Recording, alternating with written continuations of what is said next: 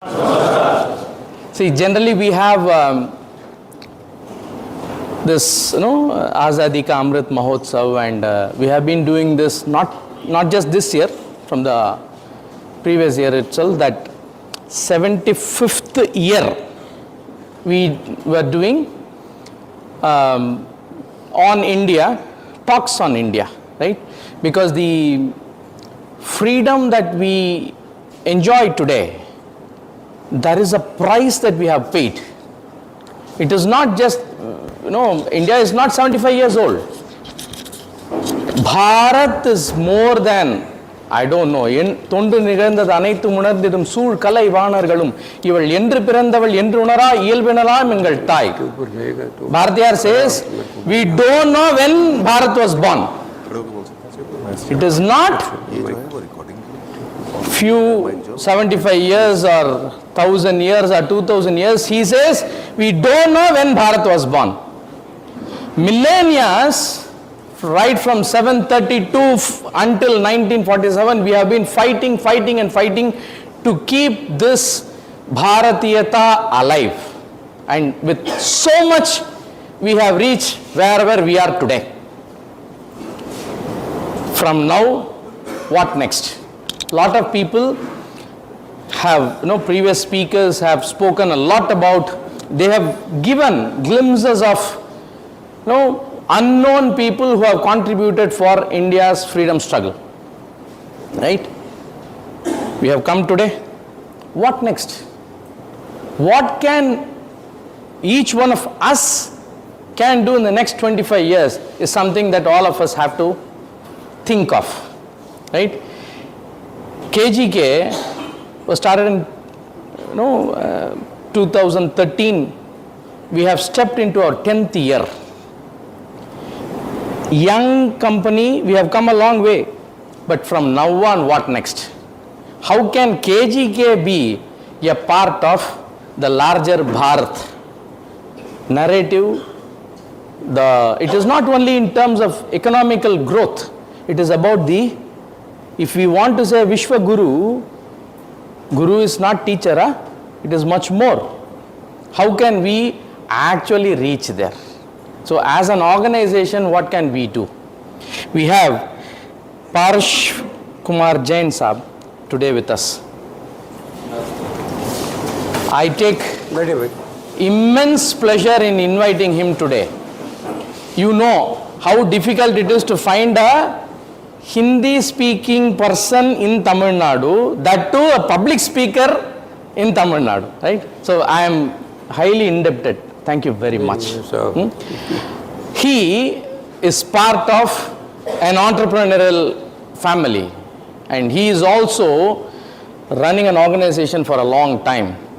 Dharmik. What you want the other person to do, you should do it to the other person, is what they follow in word and spirit. Irrespective of profit, this is what they are following. And that is why I take immense pleasure in inviting him to give glimpses of what can we do and what is our role in Bharat forward. I request you to give a few words. Before that, I want a formal introduction. Please.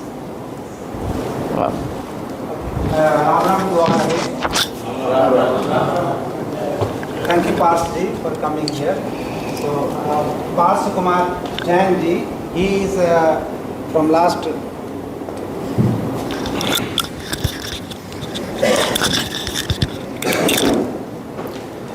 Parsh Kumar Jain ji, he is basically from Rajasthan, Jodhpur. So, and also in Rajasthan, he is basically a lawyer, advocate. So around 10 years of his advocate, he has done practice in the Rajasthan High Court. And as he said, from last 20, 25, 30 years, he is here in Chennai and running the family business. So apart from his family business, as Murli San introduced, he basically, if you see the vertical, his business is in 3 vertical. Food business, that is food, for example, chocolate and all other things. Then plastic, and home appliance. So that kind of industry is running along with means his family. So this is what about his professional. But personal aspect, he has been very active in the social cause. For example, in the recent in 90s, there were some big movement happened in India. Okay, so he was active participant in that movement. For example, there was Ram Janmabhoomi Andolan. So he was one of the car sevak in that Andolan. And apart from this, there was one program in Assam wherein how to promote the indigenous people about and how to oppose for the people who are coming from outside. So he was active in that Andolan also. So this is the sum of things. So he was he is very active in that kind of activity. So I welcome Pars Kumar Jain ji to give a talk on about how to we should shape our character so that it can lead to a good and dharmic nation of our country. कि मुझे आपके अध्यक्ष समूह KGK jet India private limited के प्रांगण में आने का अवसर मिला, सौभाग्य मिला। इस हेतु आप सभी को, आप जो पधारे हुए सभी कंपनी के व्यक्तित्व हैं उनको, निर्देशकों को एवं मुख्य प्रबंधक मुरली मणिकंदन जी एवं संतोष कुमार जी शर्मा का मैं आभारी हूँ और आप सभी को धन्यवाद करता हूँ। हमने ऐसा जगाया है चेतन यहाँ, हमको शाही सलाखें झुका न सकी। हमने सोलों पर सैया सजा ही सदा, हमको वक्त की ज्वाला झुका न सकी। हम शहीदों के कुनबों में पैदा हुए हैं, हमको अर्थी की भाषा लुरा न सकी। अपना दीपक लहू से जला है सदा, जिसको आंधी कभी बुझा न सकी। बंधुओं एवं मातृशक्ति, आज के इस सत्र का जो विशेष रूप से रखा गया है, दिव्य दृष्टा स्वातंत्र वीर विनायक दामोदर सावरकर का राष्ट्र निर्माण में योगदान। हमारा सौभाग्य एवं अहोभाग्य है कि आज भारत की स्वतंत्रता के जिस अमृत महोत्सव मनाने का हमें सभी को अवसर प्राप्त हुआ है। भारत की स्वतंत्रता को प्राप्त करने के लिए अनेकों अनगिनत युद्धवीर और ऐसे स्वतंत्रता सेनानी जिन्होंने अपना सर्वस्व इस राष्ट्र के लिए न्यौछावर किया, जिसको इस कविता के अंदर दिया कि जिन्हें वीर सावरकर, विनायक दामोदर सावरकर, उन्होंने ही सर्वप्रथम यह नाम दिया था हुतात्मा। हुतात्मा अर्थात जो स्वयं की इच्छा से उस जो होम की अग्नि के अंदर स्वयं को आहूत करता है और जो वह वस्तुओं की जगह, पदार्थों की जगह स्वयं का जीवन उस होम के अंदर, उस अग्नि के अंदर स्वाहा करता है। इस प्रकार के अनगिनत स्वतंत्रता सेनानियों ने इस जो स्वतंत्रता हमको प्राप्त हुई उसके अंदर अपनी आहुति दी, इसीलिए उनको हुतात्मा का नाम दिया गया। और इसी के साथ यदि सावरकर की जीवनी का एक एक जो बचपन से उनके जो स्वर्गस्थ तक की एक देखते हैं तो एक यह ऐसा वीर था जिसे पूर्ण पौरुष की संज्ञा दी गई। बहुत ही कम अनेकों महावीर हुए, अनेकों महापुरुष हुए, किंतु पूर्ण पौरुष की संज्ञा बहुत कम ही इस प्रकार के महापुरुषों को मिली है, जिसके अंदर श्री राम, मर्यादा पुरुषोत्तम राम, श्री कृष्ण, सुदर्शन चक्रधारी श्री कृष्ण और इस प्रकार के और भी कुछ, उन्हीं की श्रृंखला के अंदर विनायक दामोदर सावरकर, वीर सावरकर के नाम भी आता है। उसका कारण यह का उनका जीवन, बचपन से उनका कहना था कि जो स्वतंत्रता सेनानी है, जो क्रांतिकारी है, वो बनाया नहीं जाता, वो तो जन्म लेता है। तो इस प्रकार के जैसे मानते हैं कि श्री राम ने जन्म लिया इस धर्म को बढ़ाने के लिए, श्री कृष्ण ने जन्म लिया धर्म को बढ़ाकर अधर्म का नाश करने के लिए, और इसी प्रकार वीर सावरकर का भी जन्म इसी प्रकार का हम सभी मान सकते हैं कि बचपन का उनका एक एक जीवन का एक एक कण, एक एक क्षण अपन देखते हैं तो इसी प्रकार का पौरुष और पुरुषार्थ से भरा था। उनकी जो घटनाएं यदि एक बचपन की उनकी कुछ घटनाओं के करें तो मेरे ख्याल से ये पूरा दिन भी छोटा पड़े, किंतु जो मेरे को समय की जो सीमा दी है उसी के अंदर रहते हुए हम उनको एक विचार के रूप के अंदर वीर सावरकर को समझने का प्रयास करेंगे।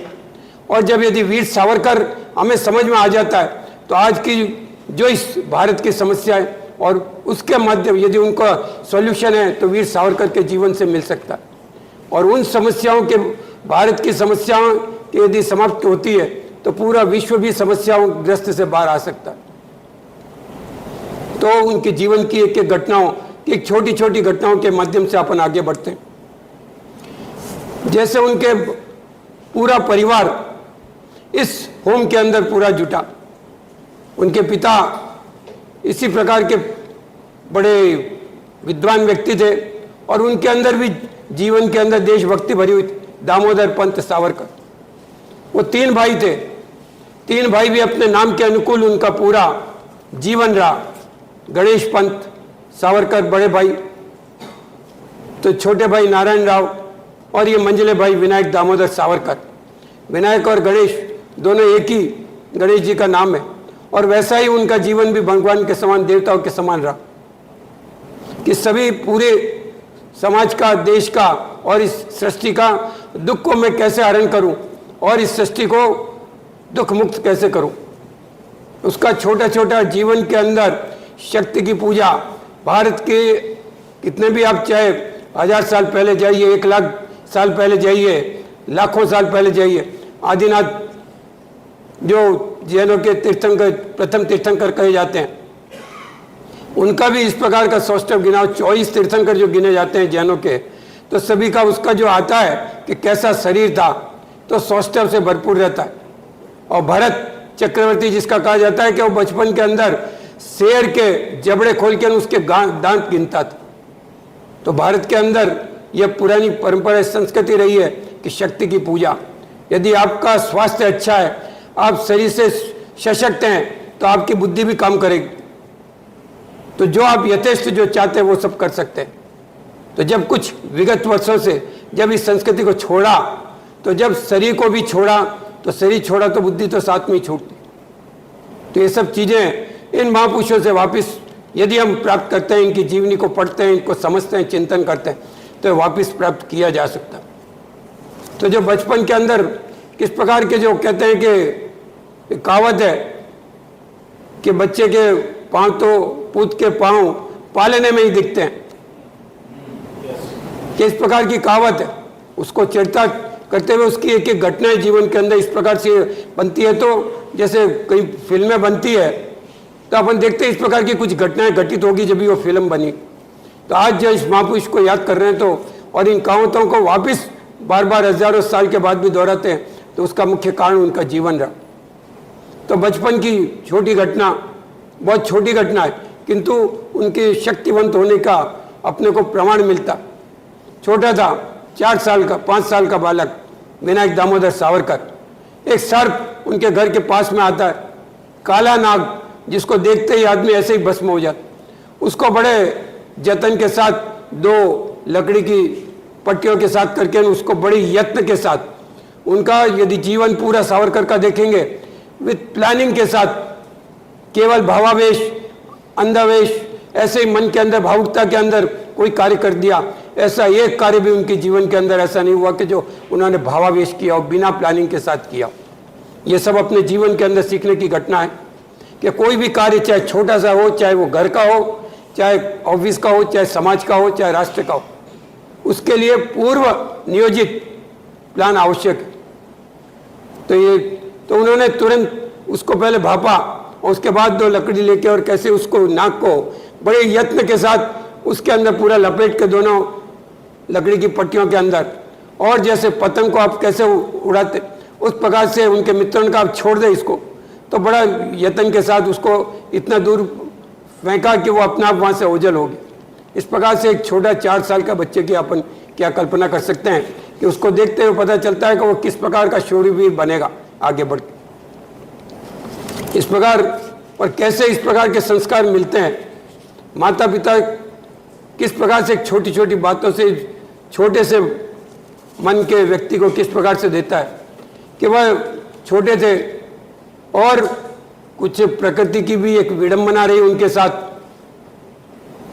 और आज हम उनको पूज रहे हैं या उनको मान रहे हैं, उनसे सीख रहे हैं। तो इस प्रकार के उनकी जीवन की घटना चक्र रहा। 9 साल के सावरकर, विनायक दामोदर सावरकर, जिनको तात्या कहते थे घर पर, वो तात्या के सिर पर से 9 साल के बच्चे के बाल अवस्था के अंदर ही माता का साया उठ गया। बच्चा है, बिना माँ के समान, तो वो खुद को अनाथ पिता था, किंतु फिर भी अनाथ महसूस करता, किंतु पिता का पूर्ण साया था। अच्छा, उनको पल पल में किस प्रकार से पिता की योजना थी कि उस बच्चे को कैसे आगे बढ़ाया जाए। वो भोजन करने के लिए सब साथ में बैठे तो विनायक दामोदर एकदम खड़े हुए रोने लगे। क्या हुआ, अचानक कैसे रो रहा है? मेरे को माँ की याद आ रही। तो पिता ने सोचा माँ से कहाँ से ला के दूँ, तो तुरंत उसका हाथ पकड़ा और जो घर का एक विशेष रूप से कमरा था वहाँ लेके गए। उसके अंदर जो अलमारी थी उसको खोला कि ये रही तेरी माँ, अष्टभुजा युक्त भवानी दुर्गा, उसको उसकी माँ के रूप में कि यही आज से तेरी माँ है। इस प्रकार से पिता एक एक पल पर कैसे संस्कार देते गए और किस प्रकार से उसको गढ़ते गए। और ये भारत माता का चित्र भी वहाँ था, जो ये भारत माता और भवानी दुर्गा, यह तेरी माता है। जब से उसने उसको स्वीकार किया, उसको स्वीकार ही नहीं किया, अंगीकार किया, उसके पश्चात कभी इतने मरणांतक कष्ट उनके ऊपर आए, कभी आंखों की एक बूंद उनके आंखों में नहीं आई और चेहरे पे उसका सिकन भी नहीं आया। इस प्रकार से वीर गढ़ता गया और गुणों का पुंज बनता हुआ उसने स्वयं ने प्रतिज्ञा ली माँ भवानी के संग, क्योंकि उन्होंने बचपन से ही 9 साल के थे, 10 साल के थे, जब ही वीर शिवाजी और अनेकों तात्या तोपे, ये पूरा जो 1857 के जितने भी क्रांतिवीर थे उन सबको पढ़ लिया 10 साल की आयु के अंदर।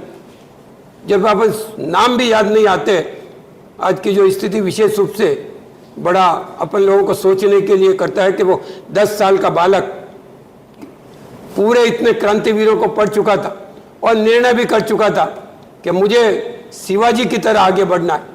उनका पूरा जीवन देखते हैं कि वो पूरा शिवाजी की तरह आगे बढ़ते हैं पूरा। और उन्होंने तुरंत वहाँ प्रतिज्ञा भी ले ली कि इस राष्ट्र को जहाँ तक मैं स्वतंत्र नहीं करवाता, जब तक संघर्ष करता रहूँगा, उसके लिए कैसा भी मरणांतक कष्ट आएगा तो उसके लिए मैं स्वयं को वैसा बनाऊंगा, शारीरिक रूप से भी और बौद्धिक और मानसिक रूप से भी। और उसका अक्षर से पालन उन्होंने किया। आगे जो उनकी जीवन की घटनाएं अनेकों इस प्रकार की हमें प्रेरणा देती है कि किस प्रकार का उनका एक एक सोच उनका रहा पूरा, कि जब किस प्रकार से प्रेरणा मिलती गई उनको, और उस प्रेरणाओं को जहाँ पे भी अपने को कोई अवसर मिलता है तो उस अवसर को जरूर चुनना चाहिए। कि ऐसे अनेकों अवसर आते हैं और अपन छोड़ देते हैं, किंतु एक एक अवसर आपके जीवन को गढ़ता जाता है। जिस प्रकार का इनके जीवन की घटनाएं अपन देख रहे हैं कि इसको अपन गढ़ते गए अनेकों, केवल पिता ने जो नींव डाली उनके गढ़ने की, तो आगे अनेकों महापुरुष उनके जीवन में आते गए और आते गए। उन्होंने उस अवसर को अपने लिए चुना। लगभग 1897 की बात है, 1897। विनायक दामोदर सावरकर का जन्म 1983 का, और इस 1897 लगभग इससे 14-15 साल का ये बालक, पर वो उसका सोच कि जो विक्टोरिया महारानी को लगभग जो राज्यारोहण का उसका 50 वर्ष हो चुके थे, वहाँ महारानी विक्टोरिया के इस स्वर्ण समारोह के लिए तैयारियां चल रही थी। और उसी समय महाराष्ट्र के अंदर एक तरह की बीमारी, भयंकर फ्लैग की बीमारी गांव-गांव में फैलने लगी, मक्खियों की तरह लोग बाग मरने लगे। और उसी समय ये जो अंग्रेज, जो उन्होंने एक विभत्स काम, ये जो राज्यारोहण के जो महोत्सव को मनाने का निर्णय, एक तरफ लोगों की जाने जा रही और एक तरफ वो महोत्सव मना, उसी से क्रोधित होकर अनेकों इस प्रकार के युद्धवीर भारत की इस भूमि से, इस प्रकार की माताएं ने अपने बच्चों को जन्म देना प्रारंभ किया था कि जो केवल देश के लिए कार्य करेंगे, केवल देश के लिए।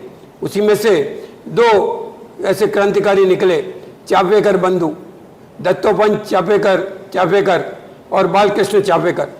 उनको बड़ा रोष उठा। और एक बात आप लोग सभी ध्यान से सुनिए कि जो जितने भी क्रांतिकारी हुए हैं, आप हम सभी मानते हैं उन्होंने हिंसात्मक पूरी कार्रवाई की। आप यदि एक की जीवनी को पूरा अच्छे ढंग से जो राष्ट्रीय लेखक की पुस्तक पढ़ेंगे, किसी ने भी किसी के प्रति द्वेष भावना से नहीं, हम सभी भारतीय हैं, भारतीय संस्कृति कभी भी इस राग द्वेष से रहित आगे बढ़ने की, और केवल अहिंसक क्रांति जो बढ़ाने वाले ही नहीं, हिंसक क्रांति जिसको कहते हैं, जिन्होंने जो क्रांतिकारी पूरी श्रृंखला चली है, वो सभी भी कभी भी किसी के प्रति द्वेष भावना से, कभी अंग्रेजों के प्रति काम नहीं करते हुए केवल व्यवस्था परिवर्तन, मेरा देश स्वतंत्र होना चाहिए, मेरे देश के अनुकूल सब व्यवस्था होनी चाहिए, स्वतंत्र। आज भी जब हम स्वतंत्रता की बात करते हैं तो हमें स्वाधीनता तो मिली 1947 के अंदर, किंतु स्वतंत्र मिला क्या? चिंतन करिए इसके ऊपर। आज शिक्षा व्यवस्था, स्वास्थ्य व्यवस्था, रोजगार व्यवस्था स्वतंत्र इस देश के अनुकूल है क्या? यह नहीं हुआ तो फिर स्वाधीनता का क्या मतलब? जो जितने भी ये क्रांतिकारी महापुरुष हुए, उन सभी का एक ही उद्घोष था कि व्यवस्था परिवर्तन, और उसके लिए जो भी इस व्यवस्था के आड़े आएगा उसको उसी प्रकार की व्यवस्था की जाए। और उसी के तहत ये चापेकर बंधुओं ने उन जो अंग्रेज अफसर के जिन्होंने इस प्रकार का राज्यारोहण का ये कार्यक्रम किया था, वो एक रिक्शे में जा रहे थे अंग्रेज अफसर, और उन दोनों के रिक्शे के ऊपर चढ़कर और उन दोनों को गोली से उड़ा दिया। भारत के अंदर एक बड़ी एक किंवदंती रही है, बड़ा एक दुर्भाग्य रहा है कि बार बार जयचंद हर समय हर काल के अंदर पैदा होते रहते। कोई मुखबिर निकला और उन्होंने सूचना देकर इनको ये पकड़े गए। इन दोनों बंधुओं को फांसी की सजा हुई। वीर सावरकर ने इन सबका जीवन, इनका चापेकर बंधुओं का जीवन जाना। और उसी समय बड़ी जबरदस्त 14 साल का बच्चा कविता लिखता है। 9 साल की अवस्था के अंदर ही उन्होंने कविताएं, काव्य, साहित्य वगैरह लिखना, अपने चिंतन मनन से लिखना शुरू कर दिया। उसका कारण वही शिवाजी की माता जीजाबाई शिवाजी को बचपन से ही रामायण, महाभारत और इस प्रकार की महापुरुषों की घटनाएं कविताओं के वगैरह माध्यम से, गीतों के माध्यम से सुनाती थी। तो उन्होंने भी इसी के प्रेरणा लेके वापस इनके जीवन में भी इन्हीं महापुरुषों का अनुकरण करते हुए वो आगे बढ़े और उन चापेकर बंधुओं के विषय में बड़ी जबरदस्त कविता लिखी कि जो पूरे 14 साल के बच्चे ने पूरे उस महाराष्ट्र के अंदर भूकंप ला दी। तो इस कविता के अंदर उन्होंने उनका यही था कि आपने जो प्रारंभ किया कार्य बीच में बंद होगा, इसकी आप चिंता न करें, और ये जो कार्य आगे चलाने के लिए हम हैं, जो आप ये निश्चिंत रहें। और ये केवल कविता और काव्य नहीं लिखा, उसको अक्षरशः अपने जीवन से, अपने व्यवहार से, जो जीवन के अंदर हम सभी देखते हैं कि एक शब्द होता है सफलता। आपने कई इंजीनियर भी होंगे, कई MBA होंगे, अनेकों इस प्रकार की अपनी जो उपाधि है प्राप्त की, और उसको अपनी एक शिक्षा की, ज्ञान का तो संभवतः अलग बात होती है, किंतु शिक्षा की एक सफलता माना। उसके पश्चात अपने रोजगार के लिए अनेकों इस प्रकार के जॉब से आप ये जुड़े हैं, तो उसको भी एक सफलता माना कि मुझे KGK के अंदर नौकरी मिल गई, बस मेरे जीवन तो धन्य हो गया। कि जीवन की सफलता प्राप्त की, बहुत अच्छा, आपको अच्छी कंपनी मिली, अच्छा जॉब मिला, अच्छी पढ़ाई की। कि केवल जीवन की इन प्रकार की सफलताओं से यदि व्यक्ति रुक जाता है तो उसकी जीवन की सार्थकता सिद्ध नहीं होती।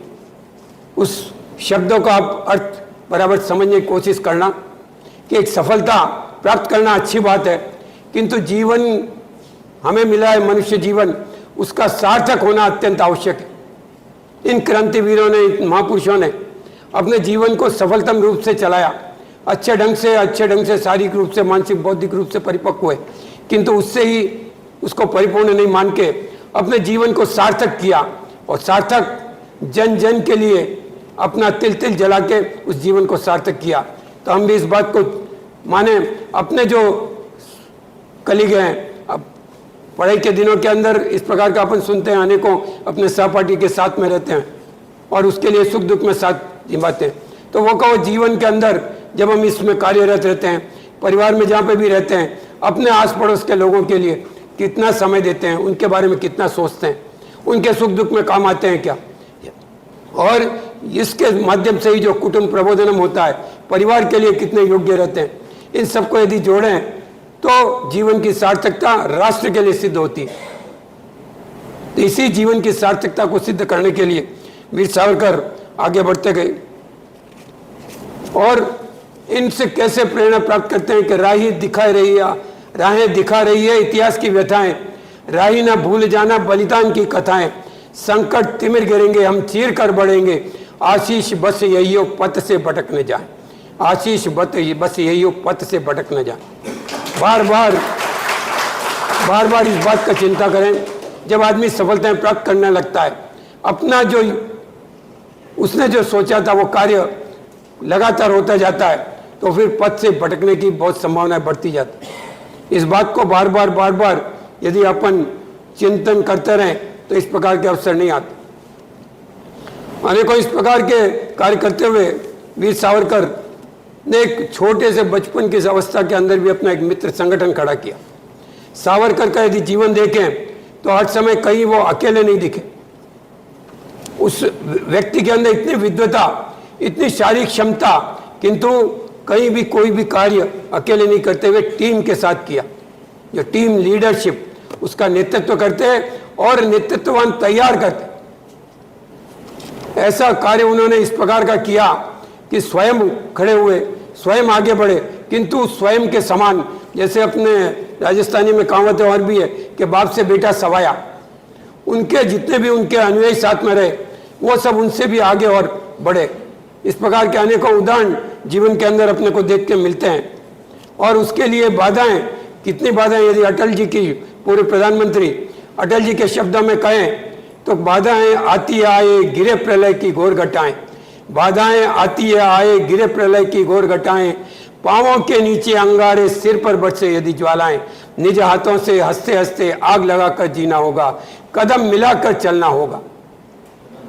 स्वयं आगे बढ़ के अनेकों इस प्रकार की बाधाओं, आग के अंदर कूदने का संकल्प जो उन्होंने बचपन में लिया था कि इस स्वतंत्रता की प्राप्ति के लिए, इस राष्ट्र को स्वतंत्र स्वाधीन बनाने के लिए मुख्य उनकी हर समय जब भी वो कोई सफलता प्राप्त करते थे, उनके मित्र मिलते थे तो स्वतंत्रता लक्ष्मी की जय हो, इस प्रकार का उनका उद्घोष रहता था। स्वतंत्रता, न कि स्वाधीनता के लिए इतना कार्य किया। स्वाधीन होना तो क्या बहुत आराम का है, पर स्वतंत्र की स्थापना के लिए उनका पूरा जीवन रहा, उनका दर्शन रहा। तो इस प्रकार से उनके अनेकों इस प्रकार के कार्य अपन देखते हैं। बचपन की ये घटनाएं अपन देखते हैं कि किस प्रकार का जो स्वतंत्र की जो बात बता रहा हूं, तो बंग 1907 की बात है। बंग हो चुका था। उस समय अंग्रेजों ने भारत के जो बंगाल है उसके 2 टुकड़े कर दिए।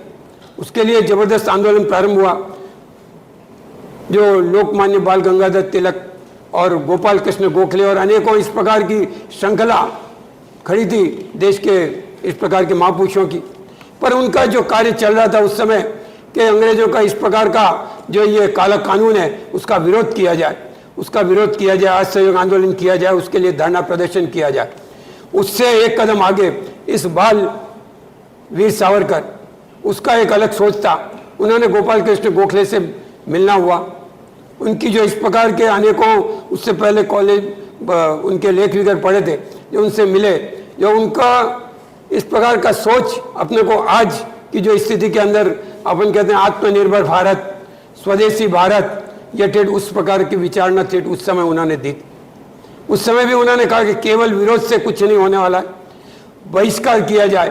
क्या बहिष्कार? उनकी जो इकोनॉमिक सिस्टम है उसको तोड़ा जाए। उसको कैसे तोड़ा जाए कि वो पूरा अपने यहाँ से कच्चा माल लेके जाते हैं, पका हुआ माल अपने को फिनिश्ड गुड्स यहाँ पे दे के अपने से जो मुनाफा कमा रहे, और यदि उनको इस प्रकार का इससे रोका जाए तो उसके लिए क्या विदेशी वस्त्रों की होली। जब गोपाल कृष्ण गोखले बोले कि इतने बड़े भारतीय स्तर के व्यक्ति, एक छोटा बच्चा बोल रहा है, इसके ऊपर कैसे विश्वास किया जाए। किंतु जो संगठन की कला उनके अंदर जबरदस्त थी, और जैसे मैंने पहले बताया, हर कार्य को यदि वो बोलते, नपे तुले शब्दों से बोलते थे, तो उसके लिए पूर्व योजना के आधार पर बोलते थे। एक भी शब्द उनका बिना ऐसे ही बोल दिया और उसको वापस ऐसा, मेरा ये तो व्यक्तिगत, जिस प्रकार आजकल अनेकों नेताओं के अपन स्टेटमेंट सुनते हैं, यह तो मेरा व्यक्तिगत स्टेटमेंट था, यह पार्टी का था, यह राष्ट्र के लिए नहीं है, इस प्रकार की कभी किसी महापुरुषों के इस प्रकार के वक्तव्य कभी आप नहीं सुन सकते। क्योंकि जो मेरा जीवन है वो राष्ट्र के लिए है, मैं इस राष्ट्र का एक घटक हूं, तो मेरा व्यक्तिगत क्या।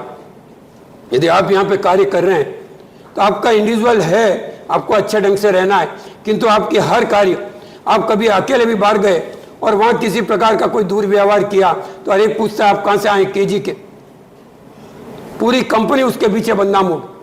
जब आप नहीं कह सकते इट्स ऑफ माई इंडिविजुअल, इसके लिए जीवन के अंदर व्यक्तिगत, सामाजिक और राष्ट्र, उस सब की अवधारणा को वीर सावरकर ने अपने जीवन से परिलक्षित किया। तो उसी समय उन्होंने इस प्रकार के गोखले जी को कहा, ये कार्य आप मुझे इस प्रकार का कार्य का, आप भी आइए उस कार्य के अंदर, और पुणे के अंदर विदेशी वस्तुओं का दहन करने का, उनका बहिष्कार करने का निर्णय किया। जो गोखले जी का मेरा जो स्टेटस है उसको ध्यान रखना, ऐसे 8-10 कपड़े सामान ला के, उसकी आप चिंता मत करिए, आप वहाँ आइए। वहाँ जब गोखले जी पहुँचते हैं तो देखते हैं कि वहाँ तो पूरा पहाड़ बना हुआ, कितना होगा आप कल्पना नहीं कर सकते। पूरी उनकी जो टीम, जो उनका टीम वर्क था, इस प्रकार का जो घरों से संपर्क था, और वो उस समय कॉलेज में फर्ग्यूसन कॉलेज के अंदर पढ़ते थे, वहाँ जबरदस्त गोखले जी भी बोले। और इसके बाद वीर सावरकर का जो वो उस एक सार्वजनिक मंच से उद्घाटन, कभी आप पढ़िए उनकी जीवनी के अंदर, इतना जबरदस्त गरिमामय था कि उसके कारण से अंग्रेज सरकार के पूरे दबाव के कारण से उनको कॉलेज के हॉस्टल से निकाल दिया गया। जो मैंने पहले ये कविता बोली कि बाधाएं आती आए, गिरे प्रलय की घोर घटाएं, पांवों के नीचे अंगारे, सिर पर बरसे यदि ज्वालाएं, निज हाथों से हंसते हंसते आग लगाकर चलना होगा, कदम मिलाकर चलना होगा। स्वयं आग के अंदर नहाते थे और उसमें आगे से आगे का रास्ता निकालते थे। हॉस्टल में रह के भी पढ़े, हॉस्टल को छोड़ के हॉस्टल से उनको निकाल दिया गया, रस्टिकेट कर दिया, उसकी भी चिंता नहीं, किंतु जो उन्होंने लक्ष्य रखा था उसको आगे पढ़ते गए। और उसी दौरान उनके जीवन के अंदर अनेकों उन्होंने इस प्रकार की जो महापुरुषों की जीवनी पढ़ी थी कि मन के अंदर था कि जो इन अंग्रेजों ने जो नया साहित्य उन्होंने लिखा है, जो गलत छद्म है बिल्कुल, कि 1857 एक गदर, 1857 एक सेना का विद्रोह, बिल्कुल गलत। यह तो पूरा प्रथम स्वतंत्रता संग्राम था।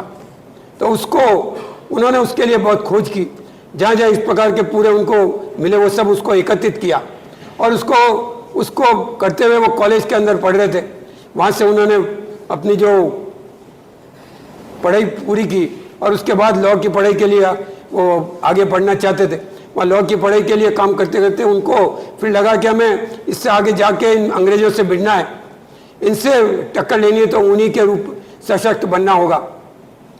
तो उसके लिए विदेश जाने का निश्चय किया, और विदेश जाने के लिए किस प्रकार की सब व्यवस्था होती है, और वहाँ विदेश जाके कृष्ण वर्मा करके एक बहुत ज़बरदस्त क्रांतिकारी थे, वहाँ भारत भवन करके इंग्लैंड के अंदर, वहाँ जाके रुकते हैं। वहाँ क्रांतिकारियों का वो ठहराव था, और वहाँ क्या शर्त थी विदेश जाने के लिए, किस लिए कि मैं यहाँ से विदेश जाऊँगा, वहाँ पे अच्छी पढ़ाई लिखाई करूँगा, फिर वापस भारत आऊँगा और कोई अच्छी नौकरी मिलेगी, अच्छी करेंगे और बहुत आराम से रहेंगे। ऐसा वहाँ भारत भवन में रुकने का ऐसा नहीं था। किस प्रकार का सोच, कई बार अपन इस प्रकार के भी पढ़े होंगे, अनेकों क्रांतिकारी विदेश क्यों गए, पूरा पढ़िए।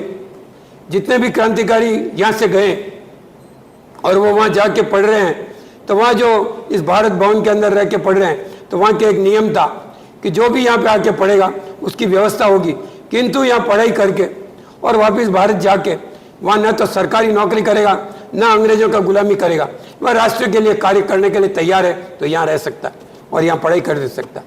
उनको तो जीवन के अंदर यही था, ये तो एक बहाना था उनका कि वहाँ विदेश में जाना, और उनकी योजना तो बहुत बड़ी थी जो आगे उन्होंने उसको साकार रूप में किया।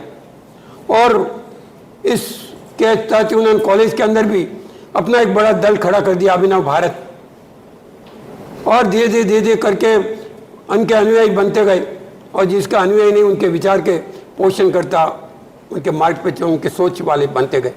लगभग इस प्रकार के 200 कॉलेज स्टूडेंट लगभग बात के अंदर दे दे पूरे तैयार हुए। विदेश के अंदर रहते हुए अनेकों क्रांतिकारी वहाँ तैयार किए। वीर सावरकर एक व्यक्ति नहीं, पूरी एक संस्था बन चुके थे।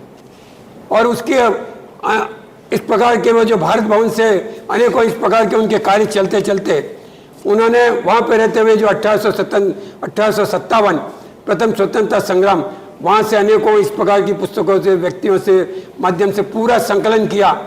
और जब उनको पूरी एकदम तैयार हो गई उनकी पुस्तक, जब उसको छापना कैसे, यहाँ तो पूरा अंग्रेजों का राज्य और उनके विरुद्ध कैसे छापना, तो उसके लिए उन्होंने फ्रांस, और फ्रांस के अंदर तो अंग्रेजी, भारत के लिए हिंदी में छापना जरूरी, तो वहाँ से कैसे ही गुपचुप रूप से भारत में भेजते हैं। वहाँ उनके बड़े भाई किस प्रकार पूरा परिवार इस स्वतंत्रता की वेदी पे चढ़ा, ऐसा एक पूर्ण, इसके लिए पूरा परिवार इस वेदी पे इस अपनी आहुति दी।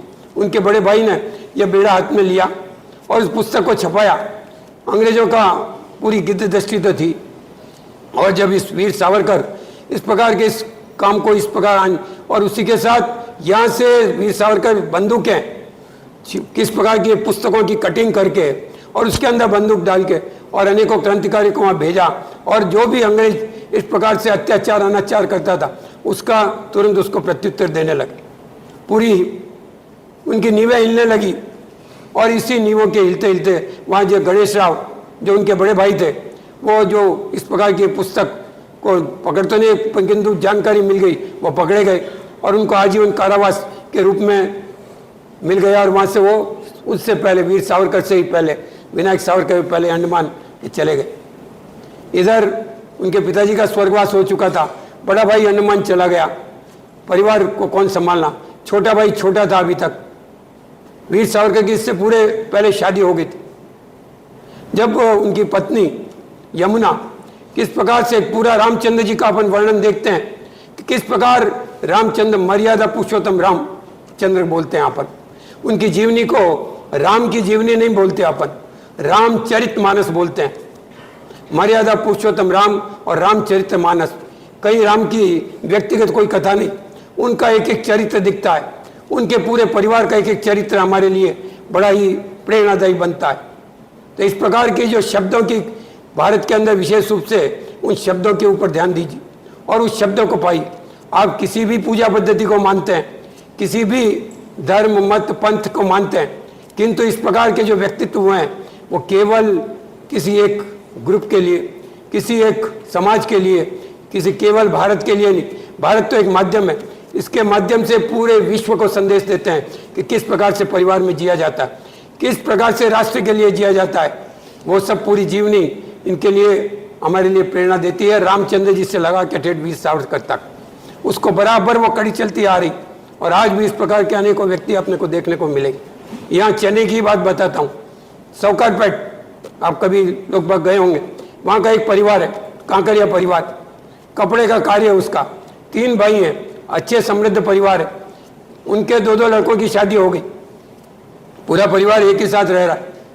उनकी पत्नी, कभी कभी होता है ऐसा कुछ कि पत्नी ने बोला ऐसे अब साथ में बड़े बच्चे भी हो गए, अब साथ में नहीं रहा जा सकता, हम अलग अलग रसोई बनाएंगे। भाइयों का अच्छा है, साथ चल रहे हैं, क्यों इस प्रकार का परिवर्तन, ठीक है जैसी इच्छा। फिर वहाँ पे यदि देखते हैं तो दुकान जाते हैं, वहाँ सबका टिफिन साथ में आता है, तीनों भाई साथ में भोजन करते हैं। वापिस शाम को घर पे आते हैं तो 3 भाइयों में से एक भाई के यहाँ, दोनों भाई के यहाँ से भोजन मंगा के एक साथ भोजन करते हैं। ऐसा 1 महीना चला तो उनकी जो धर्मपत्नी है उन्होंने कहा कि फिर हम क्यों अलग हुए, तो हम तो अलग नहीं, आप लोगों की इच्छा थी हुए, वापिस सब मिल गए। अभी उनके 3 मकान बड़े, सबने कह के कि नहीं मकान बनाने, MKB नगर के अंदर 3 मकान बनाए हुए 2 साल पड़े। तो उन तीनों भाई, ये गणेश राव, विनायक दामोदर सावरकर, नारायण राव की तरह बोले कि वो 3 बनाए तो अच्छा छोटे तुम चले जाओ, नहीं मैं तो यहाँ से नहीं जा सकता। 2 साल से बड़े 3 बंगले बने हुए। इस प्रकार की ये छाया जो अपन कहते हैं रामचंद्र जी, वीर सावरकर, और उसके बाद ये आगे बढ़ते जाइए। किस प्रकार की कष्टों को देखते हुए गणेश राम ने इस विनायक सावरकर को यहाँ पे वहाँ पे भेजा।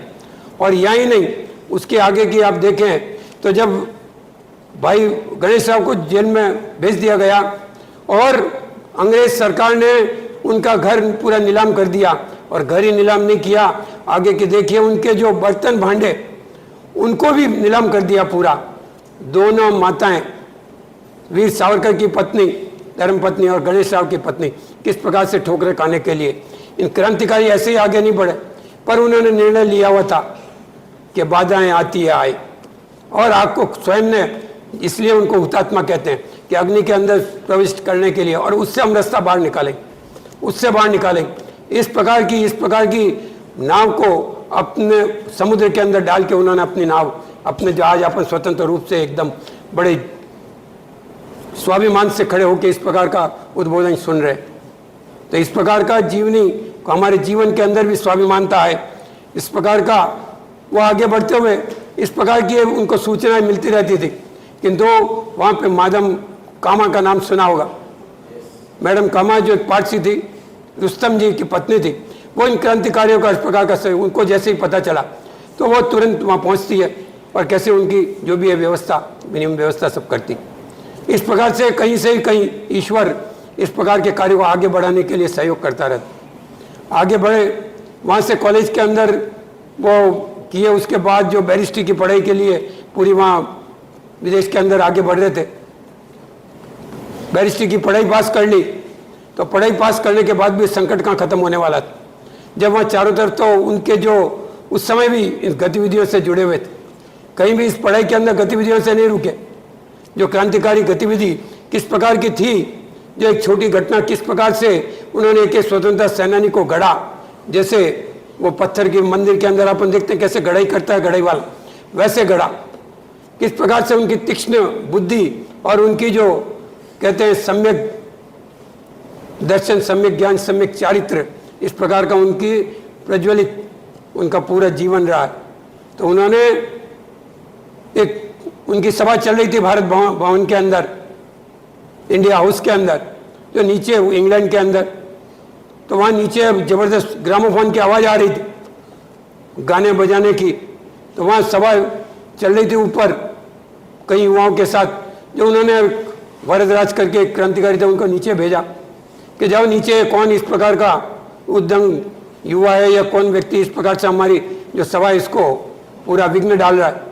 तो वो वापस दौड़ के आता है, वहाँ तो नीचे एक भारतीय युवा है, सूट बूट में है, नाच रहा है, कूद रहा है और अंग्रेज मैमों के साथ नाच रहा है, सुनता भी नहीं। वो सावरकर बड़े आग बबूला होकर नीचे आए और नीचे आके एकदम ग्रामोफोन की सुई, पहले वो ग्रामोफोन की सुई होती थी उसको हटाया, एकदम बंद करते वो एकदम उनके सामने देखने लगा कि आपने ये क्या किया। तो सावरकर की जो तेज तरार आंखें और उससे निकलती हुई अग्नि, उसको देखते हुए वो एकदम बिल्कुल ठंडा हो गया और जबरदस्त सावरकर का जो 4 शब्द, जो 4 वाक्य कहे, उसने उसका जीवन बदल दिया, उनका जीवन का लक्ष्य बदल दिया। वह मदनलाल धींगड़ा, जो प्रसिद्ध क्रांतिकारी जिसने अपना सर्वस्व इस राष्ट्र के लिए न्यौछावर किया, और कैसा उसका जीवन था अब तक, जब तक ये सावरकर नहीं मिले। वो आया था बड़े बाप का, राय बहादुर का लड़का था, वहाँ पढ़ना तो एक माध्यम था, किंतु मौज मस्ती करना, अय्याश करना, इस प्रकार की उसकी उस युवा की जिंदगी थी। और जब सावरकर की दृष्टि उसके ऊपर पड़ी और उसको जब बड़े एकदम अपने तेज तर्रार शब्दों के अंदर अपनी वाणी में उसको उद्गलित करते हुए बोला कि तुम्हारी माँ ने इसके लिए तुम्हें दूध पिलाया, तुम्हारे माता पिता ने यहाँ तुमको कुछ प्राप्त करने के लिए यहाँ भेजा है, और माँ भारती जो कि गुलामी की बेड़ियों में जकड़ी हुई है, उसका जनाजा निकलने की तैयारी हो रही, और तुम यहाँ अय्याश की जिंदगी जीने के लिए खड़े हो। क्या सोच के तुम यहाँ आए? क्या तुम्हारा जीवन तुमने पाया है? क्या तुम्हारी माँ की तुमको दूध इसी के लिए पिलाया? इस प्रकार के 4 जो वाक्य उसके उसको अपने कर्ण के अंदर सुने। उसका तो, और किस प्रकार का वो व्यक्ति था, उसका शारीरिक यदि आप देखें कि उसकी क्षमता, तो वह जबरदस्त लंबा चौड़ा और जो आजकल कहते हैं जिम जैसा उसका शरीर, अट्टा कट्टा। तो उसकी जो एक घटना सुनते हैं तो उससे समझ सकते हैं कि जो सावरकर एकदम क्रश का है, पतले दुबले एकदम, वो सामने खड़े हैं, किंतु उनकी वाणी के अंदर इतना दम था कि वो जो युवक, क्या वो प्रोफेसर के सामने एक बार खड़ा होता है, जब वो प्रोफेसर बड़ा गुस्से के अंदर उसको बोलता है, यू ब्लैक इंडियन, और इस प्रकार का वो सुनते ही तुरंत अपने मुष्टि प्रहार उनके नाक के ऊपर करता है, उस प्रोफेसर के, अंग्रेज प्रोफेसर के ऊपर, जो वो बोलता है कि यू ब्लडी इंडियन, तो उससे सहन नहीं होता। ये सावरकर से मिलने के पहले की घटना। वो करते ही वो जबरदस्त उसके ऊपर एक नाक के ऊपर एक पंच मारा, तो एकदम उससे खून की धार बही, उससे दोनों खून के जो लाल रंग से लहूलुहान हो गए। और जब उसका जो पर किस प्रकार का उसका बोलना था मदन लाल धिंगड़ा का कि now you are not white, I am not black, both are red, इस प्रकार का उत्तर। जो व्यक्ति के अंदर तेजी तो होती है, हर व्यक्ति के अंदर अनेकों गुण हैं, किंतु उसको अवसर देना, उसको जांचना, उसको संभालना, यह उसके साथ रहने वाले या इस प्रकार का जिसके अंदर कुछ जो उसका नेतृत्व कर रहा है उसको ध्यान रखने की। सावरकर ने उसको भाप लिया था। उसके बाद वो युवक चला जाता है, 3 दिन के बाद आता है वापस, और आके इस प्रकार की एक सभा चल रही थी क्रांतिकारियों की, बड़ी आवश्यक, उसके अंदर आके बीच के अंदर खड़ा होता है। सावरकर बोले वापस क्यों आए हो, मुझे इस क्रांतिकारी टीम में जोड़ना। बोले क्या पागल हुए हो, ये कोई हंसी मजाक का खेल नहीं है, ये कोई नाचने गाने का ये क्लब नहीं है, ये तो रोज भी मरने का और कष्ट सहन करने का ये कार्य है, ये तुम्हारे जैसे अय्यास का कार्य नहीं। किंतु वो बोला कि मुझे इससे जुड़ना है, आपकी जो भी परीक्षा हो सब देने को तैयार हूं।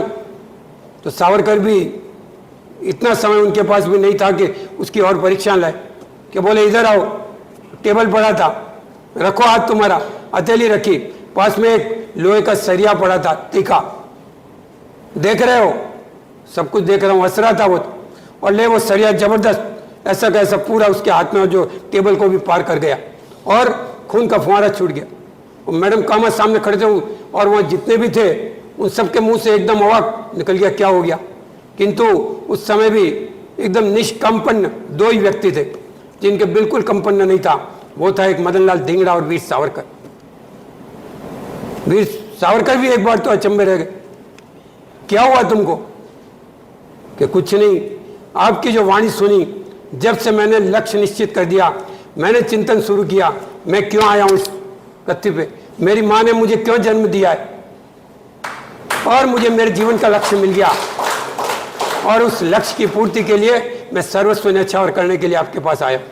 आज्ञा दीजिए, उसको अक्षर से लागू करूंगा। और उसी कार्य के लिए, इस राष्ट्रभूमि के लिए वो वापस 1909 के अंदर, 1910 के अंदर अपना सर्वस्व न्यौछावर करते हुए, जो कर्जन वायली जिसने गणेश राव को गिरफ्तार करवा के अंडमान भेजा था, उसकी लंदन के अंदर हत्या की, और उनको मदनलाल धिंगड़ा को फांसी हुई। जो कहते हैं कृष्ण के भगवान को मानना पूजना, राम को मानना पूजना, हम जाएंगे पूजा करेंगे आरती करेंगे, मदनलाल धिंगड़ा इसका नहीं है। जीवन के अंदर यदि लक्ष्य निश्चित होता है, भारत माता की यदि पूजा प्रारंभ कर देते हैं, पूजा केवल धूप बत्ती इससे नहीं, जीवन के अंदर एक लक्ष्य लेके चलते हैं कि इस राष्ट्र को परम वैभव तक लेके जाऊंगा, तो उसके लिए आगे रास्ते निकलते हैं। यही मदनलाल धिंगड़ा कि जिसने इस प्रकार का उसका जीवन जो बदला, तो उसके बाद जब उसको फांसी होने वाली थी, वीर सावरकर उसके पास पहुंचते हैं फांसी से पूर्व, और गले लगाते हैं कि तुम तो हमसे भी आगे चले गए, कि ये तो सब आप ही का आशीर्वाद है, इससे मुझे इस प्रकार का सुअवसर मिला। और वो बोलते हैं वीर सावरकर को कि ये जो मुझे, मेरी जो आंखें आपको कैसी दिख रही, इसमें क्या मृत्यु का भय दिख रहा है क्या? मैं तो स्वयं को चाहता हूं कि जब मेरे को फांसी भी लगे, वीर इसका मदनलाल धिंगड़ा को जब फांसी मिली, तो उसने जेलर जो फांसी देने वाले जल्लाद को कहा था, मेरे चेहरे पे वो काला कपड़ा नहीं लगाना, मैं अपनी मृत्यु को स्वयं देखना चाहता हूँ। इस प्रकार के अभय को प्राप्त हो चुका था। और उस समय जब वीर सावरकर जो पूछते हैं कि वीर सावरकर को मदनलाल धिंगड़ा पूछते हैं कि मेरे आंखों के अंदर आपको क्या भय दिखता है, क्या मृत्यु का भय दिखता है? जब क्या सावरकर का उत्तर था, आप चिंतन मनन करिए कि क्या हम मानते हैं, क्या मानते हैं राम को, क्या मानते हैं कृष्ण को, अभी तक क्या माना है, उसको मानने का दिशा बदल जाएगी। आप सोच किस प्रकार का होना चाहिए, जब वीर सावरकर ने मदनलाल धिंगड़ा को कहा कि मदनलाल धिंगड़ा, मुझे तो योगेश्वर कृष्ण, गीता के योगेश्वर कृष्ण के जो स्थित प्रज्ञ भाव वो तुम्हारी आंखों के अंदर दिख रहे हैं।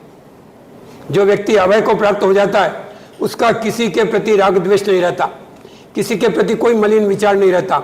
इस प्रकार का ये मदनलाल धिंगड़ा का सोच देखें। और उन सभी क्रांतिकारियों का एक ही था, उसको जो जेलर के पास जब जिस दिन उनको फांसी होने वाली थी मदनलाल धिंगड़ा को, तो सुबह वो आता है वो जेलर कि कल तुमको फांसी होने वाली है, तुम्हारी कोई अंतिम इच्छा, इस प्रकार का पूछा जाता है हर एक को जिसको भी फांसी। तो क्या हाँ मेरी अंतिम इच्छा ऐसा करो, मेरे को अच्छा सुगंधित तेल ला के दो, कंगा कांच, मेरे को सजना संवरना है। वो जेलर बोलता है क्या पागल हो गए क्या, कल तो तुमको इस संसार से विदा लेना है, आज ये किसके लिए सजना संवरना। तो क्या मैं तो भारतीय संस्कृति को मानने वाला हूँ, और ये जो फांसी का फंदा है ये तो मेरी दुल्हन है, और इसके साथ अभी जाके और सुहागरात मनानी। तो इस प्रकार का जो उसके साथ वर्णन करना, मृत्यु को भी स्वेच्छा से वर्णन करने, इसके लिए क्या ये जेल की जुए भी लेके जाऊंगा क्या, इस प्रकार से मेला कुचला जाऊंगा क्या। इस प्रकार के सजग संवर के जाने वाले क्रांतिकारी जो देश के लिए हंसते हंसते बलिदान हो गए। तो इस प्रकार का एक एक व्यक्तित्व वीर सावरकर ने गढ़ गढ़ के तैयार किया। आगे जो बढ़े, वीर सावरकर को इस प्रकार की जब और स्थितियाँ, जब अंग्रेज सरकार चारों तरफ से उनको घेरने लगी कि ये जो इतना पूरा सब जो भारत में भी चल रहा है और विदेशों में भी इस प्रकार से अंग्रेज अफसर खत्म हो रहे हैं, उसका मूल करता धरता उसकी नींव वीर सावरकर।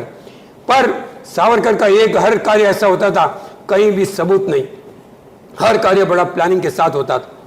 तो इसको कैसे पकड़ा जाए, तो फिर वो देखा चारों तरफ से बहुत शिकंजा कस गया, वो फ्रांस की तरफ चले जाते, वहाँ रहते हुए इस प्रकार का पूरे इस कार्य को अंजाम बराबर चला रहे।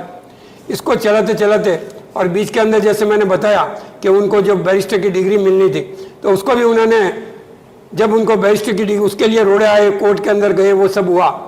और जब उनको सब उससे सब जीत गए तो लास्ट के अंदर क्या कि तुम ये लिख के दो, एक एग्रीमेंट करो कि तुम कोई भी राजनीतिक विचारधारा से नहीं जुड़ोगे, इस अंग्रेज सरकार या इसके साथ किसी प्रकार का वैमनस्य विरोध का कोई कार्य नहीं करोगे। उन्होंने तुरंत वहाँ से पूरा उसको ठुकराते हुए ऐसी डिग्री मेरे को नहीं चाहिए, मेरा जो जीवन का लक्ष्य है वही प्रथम रहेगा, ऐसी बैरिस्टर की डिग्री। और वहाँ से वो और हरिप्रसाद करके उनके मित्र वो निकल जाते हैं। और उसके बाद जब उनके ऊपर अनेकों केस लागू किए जाते हैं, जो वो फ्रांस के अंदर थे, जब देखा यहाँ से ये क्रांतिकारी कार्य करने के अंदर बड़ी अड़चना आ रही, मेरे साथी सब बहुत तकलीफ के अंदर, क्योंकि हर समय वो साथियों का पल पल ध्यान रखते थे, चाहे वो भारत के हो चाहे यहाँ के हो, पूरी उनकी सूचना रखते। पर मेरे को भी उनके साथ ही करना चाहिए, उसके लिए कैसा भी मरणांतक कष्ट होगा तो उसके लिए तैयार हो। वो अभी मना करते हुए भी जो उनके मित्र थे बैरिस्टर सरदार राणा और मैडम कामा, क्या आप वहाँ फंस जाएंगे तो जो भी होगा देखेंगे और उसको वेग से करेंगे, उसका कहीं से रास्ता निकालेंगे। कि जब उनका, जब मैंने शुरू में बताई कि बाधाएं आती आए गिरे प्रलय की घोर घटा, आग के अंदर कूदना ही उनका पूरा हर समय का एक तरह का नियति बन गई। वो आए, आते ही तैयार थे अंग्रेज सरकार, तो उनको घेर लिया गया और तुरंत उनको गिरफ्तार करके और वहीं पे कि भाई इनके ऊपर जो भी केस है, क्या केस कि ये 1857 की पुस्तक छाप रहे थे। ये जो अनेकों ये अफसर यहाँ पे जो मदनलाल धिंगड़ा ने मारा या वहाँ भारत के अंदर, उसका ये स्रोत यही है, तो इसके लिए इसको भारत भेजा जाए। जब इनको भारत भेजने की तैयारी हुई, जब भारत जा रहे थे तो उस समय भी उनके अंदर जिस जहाज से वो जा रहे थे तो वो फ्रांस के वो मार्सेलस जो बंदरगाह है, तो उनको ध्यान था वहाँ से निकलेगा। पूरी भौगोलिक स्थिति विगर हर प्रकार जो तीक्ष्ण बुद्धि, किस प्रकार की उनकी तीक्ष्ण बुद्धि थी। यदि अटल जी के शब्दों में कहें तो वीर सावरकर को यदि कुछ शब्दों के अंदर यदि जानना हो, समझना हो, तो पूर्व प्रधानमंत्री माननीय अटल बिहारी जी की जो ये कि अटल जी के शब्दों में यदि सावरकर को माने तो सावरकर माने तेज, सावरकर माने त्याग, सावरकर माने तप, सावरकर माने तत्व, सावरकर माने तर्क, सावरकर माने तारुण्य, सावरकर माने तिल तलवार, सावरकर माने तिल मिलाट और सावरकर माने तितिक्षा और तिखट। इस प्रकार कविता और क्रांति, तो कविता लिखते थे उससे क्रांति खड़ी होती थी, कविता से केवल मनोरंजन नहीं होता।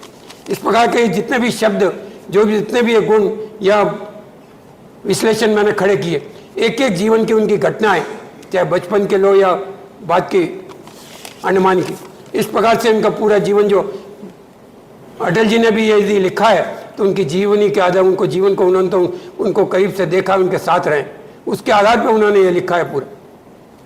जैसे वो वहाँ से जहाज निकलता है और उसके लिए पूरी उनकी योजना, उसके लिए उन्होंने मैडम कामा और जो सरदार बैरिस्टर राणा, उनको सूचित किया था कि ये स्टीमर वहाँ मार्सेलस बंदरगाह जो फ्रांस के वहाँ पहुँचेगा, और मेरी इच्छा है कोई भी माध्यम से मैं उस सब जो बेड़ियाँ बंधी हुई है उन सब से कूद के बाहर आऊँ। पर साधारण व्यक्ति तो क्या, कैसा भी तैराक भी इस प्रकार की कल्पना नहीं कर सकता कि इस प्रकार का जबरदस्त भयंकर जो समुद्र है, जिसके अंदर तो कूदते ही वहाँ की मगरमच्छ और मछलियाँ सब उसको खा जाएंगे, फिर ये बाहर कैसे आएगा। किंतु सावरकर का जीव, उसका शाही शक्ति कैसी थी कि बचपन के अंदर उनके जो बड़े भाई देखे इसको भी कुछ शारीरिक रूप से कुछ सक्षम करें, तो उन्होंने तो उसके लिए कार्य कर चुका था, उनके भाई को भी नहीं पता। तो वो उनको लेके जाते हैं एक अखाड़े के अंदर, पहले अखाड़े चलते थे आर्य समाज के, जहाँ जाके पूरी कसरत वगैरह इस प्रकार मलखम करते थे, तो वहाँ दिखाने के लिए लेके गए। जब वहाँ जो अखाड़े के अंदर जो मुस्तंदे होते हैं, जो वहाँ के बंदे, उन्होंने कहा इस बच्चे को क्यों लाए हो, ये तो पतला छरारा बेचारा कहीं दब जाएगा अभी करे, तो क्यों, क्या करना है। तो क्या उन्होंने आवाज़ दी, क्या करना है, तो क्या कि 500 दंड बैठक और 500 पुशअप, 1000 कर सकते हो क्या। हाँ, ये तो कोशिश की जा सकती। तो उसी समय 14 साल का बच्चा 500 पुशअप और 1000 दंड बैठक कर पाया। उनके बड़े भाई भी बड़े अचंभे रह गए, ये क्या हुआ। और जब वहाँ के जो बंदे जो बड़े ज़बरदस्त भीमकाय थे, वो तो करने लगे 100-200 के अंदर सब पूरे ज़मीन के समान होने लगे। इस प्रकार का एक कृष्ण दिखता था, किंतु योजना कि मुझे इस राष्ट्र कार्य को करना है तो स्वयं को शारीरिक रूप से सक्षम बनाना होगा, स्वयं को बौद्धिक रूप से हर ढंग से पूरा सक्षम बनाया। तो इसी की ही परिणति कि वो उसकी योजना कब से प्रारंभ की, बचपन से। और अभी 1910 1883 का जन्म, और 1910 के अंदर वो उस समुद्र के अंदर कूदते हैं, जहाँ के इस प्रकार का भयंकर समुद्र, वो मार्सेल, वो बंदरगाह के लगभग आता है। अंग्रेज सरकार ने उस स्टीमर के जो भी होंगे कैप्टन मना किया था कि वहाँ ध्यान रखना, इस प्रकार की संभावना है कि वो कहीं भी भाग सकता है। सरकार भी बड़ी चौकन्नी थी कि एक व्यक्ति की पूरी सरकार को हिला के रख दिया, और उनको पूरा जकड़ा हुआ था जबरदस्त बेड़ियों से, और कोई भी कांड से कुछ उस के अंदर, उस शिप के अंदर कोई प्रॉब्लम खड़ी हुई तो उसको रोकना पड़ा। काफ़ी दूर खड़ा रहता है जहाज, तो वहाँ रोका, और वहाँ काफ़ी दूर खड़ा था। उन्होंने तुरंत अपनी योजना को अंजाम देना शुरू किया, और सोच के बहाने वो बाथरूम में गए। वहाँ पे भी कांच लगा रहता है पूरा, जो बाहर से वो पहरेदार देख रहा है। तो उनकी योजना किस प्रकार की पूरी योजना होती है, तो उसकी सफलता उसी के ऊपर निर्भर रहती। तो उसके आधार पर उन्होंने वो कोट था उस कांच के ऊपर ही अंदर लगा दिया, बाहर दिख नहीं सकता था। तुरंत वहाँ जो ऊपर कोई होल होगा उससे कूदे, और कूद के छलांग लगाते हुए कैसे ही करके उस बंदरगाह के ऊपर पहुँचे और वहाँ दौड़ने लगे। वह जैसे उस स्टीमर पे तो इतनी देर नहीं आए, भगदड़ मची, और तुरंत करके वो भी जो स्टीमर के जो सैनिक होंगे भागे, पीछे भागे, किंतु कानूनी रूप से नहीं पकड़ सकते थे। किंतु कानून तो कहाँ चलता था, पकड़े गए, वापिस पकड़ के उनको जहाज में लाया गया, और भारत में ला के उनके ऊपर जैसा भी अनर्गल रूप से अत्याचार तो करना ही था। और इस प्रकार का ये जो मामला था उसको तो, और तुरंत 2 जन्म आजीवन, 2 केसों के अंदर 2 जन्मों का आजीवन कारावास। ये पहला व्यक्ति था जिससे हम सभी का जीवन एक ही जीवन होता है, दूसरी कल्पना तो होती नहीं, किंतु 2 जन्मों का कारावास, आजीवन कारावास हुआ। फिर उनको वहाँ अंडमान निकोबार, काला पानी जिसको कहते हैं, कि जहाँ किस प्रकार का मरणांतक कष्ट होता है जिसकी अपन कल्पना नहीं कर सकते। जो यदि कुछ किसी ने अपने पढ़े होंगे, नरक के अंदर इस प्रकार के यातनाएं दी जाती है, केवल पुस्तकों में पढ़ते हैं या कई चित्रों में देखते हैं, उन्होंने स्वयं वो सब पाई। कोलू के बैल की जगह उनको वहाँ जोता गया और निश्चित होता था कि रोज 30 पाउंड तेल निकलना ही चाहिए, और नहीं निकलने पर या बार बार बैठते कैसे लगाते हैं बैल को, इस प्रकार की प्रताड़ना उसके साथ, और खाने की क्या आप कल्पना नहीं कर सकते। इस प्रकार की यातना 1 2 दिन 10 दिन नहीं, लगातार बरसों तक ये चलती रही। उनके भाई वहाँ पहुँचे हुए थे, किंतु भाई को पता ही नहीं कि वीर सावरकर भी इधर आए, कोई सूचना का आदान प्रदान नहीं। इस प्रकार का बर्बर वहाँ का क्रम चल रहा था, किंतु इस बर्बरता के साथ भी वो बड़े संयम के साथ रहते हुए अपने जो मित्र हैं उनसे मिल नहीं सकते थे, तो अनेकों योजना वहाँ चलती रहती थी कैसे इन मित्रों का समूह बनाया जाए, क्योंकि वो बचपन के अंदर जब 8 साल के थे जब मित्र मंडली बनाई, फिर अभिनव भारत खड़ा किया, तो यहाँ पे भी आए तो संगठन में शक्ति है, ये उनका मूल मंत्र था। ये संगठन के बिना यदि कोई व्यक्ति चाहता है मैं अकेला आगे बढ़ूँ, तो वो केवल गलतफहमी में है, उसके अनेकों परिणाम हम सभी रोज देखते हैं। जो टीम स्पिरिट होती है, तकलीफ होती है, मैं थोड़ा और फास्ट भाग सकता हूँ किंतु उस टीम के कारण से थोड़ा धीरे चलता हूँ, किंतु जो समय का समूह के अंदर आगे चलने का और दूर तक चलने का जो हमारा जो लक्ष्य है उसको प्राप्त करने के लिए सभी एक साथ प्राप्त कर सकते हैं। ऐसे अनेकों गुरुकुल आपको देखने को मिलेंगे। एक अहमदाबाद के अंदर साबरमती के वहाँ पे गुरुकुल है, हेमचंद्राचार्य संस्कृत पाठशाला। वहाँ का जो भी बच्चा है वहाँ प्रथम द्वितीय तृतीय ऐसा कोई first second third gold medal silver medal ऐसा कोई परिकल्पना ही नहीं, किसको दोगे आप। 50 बच्चे यदि हैं तो वो 50 ही क्रम में किसी को आप 1 2 3 बोल ही नहीं सकते। सब अपने अपने विद्याओं के अंदर जो अपनी भारतीय परंपरा की विद्याएं 64 और 75 विद्या उसके अंदर पारंगत। उसका एक बच्चा अभी विदेश के अंदर कितना समय रहेगा,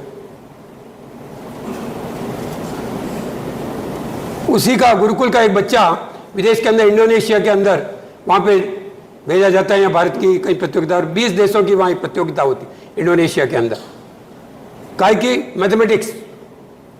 हम सभी लैपटॉप पम्पटॉप और क्या क्या जो भी आज की अत्याधुनिक इलेक्ट्रॉनिक सब उसका उपयोग करते हैं। वहाँ उसकी कोई आवश्यकता नहीं। वेद गणित और वेद गणित के साथ में जो आज शुरू में मैंने बोला शिक्षा अलग विषय है, ज्ञान का प्रकाश अलग है।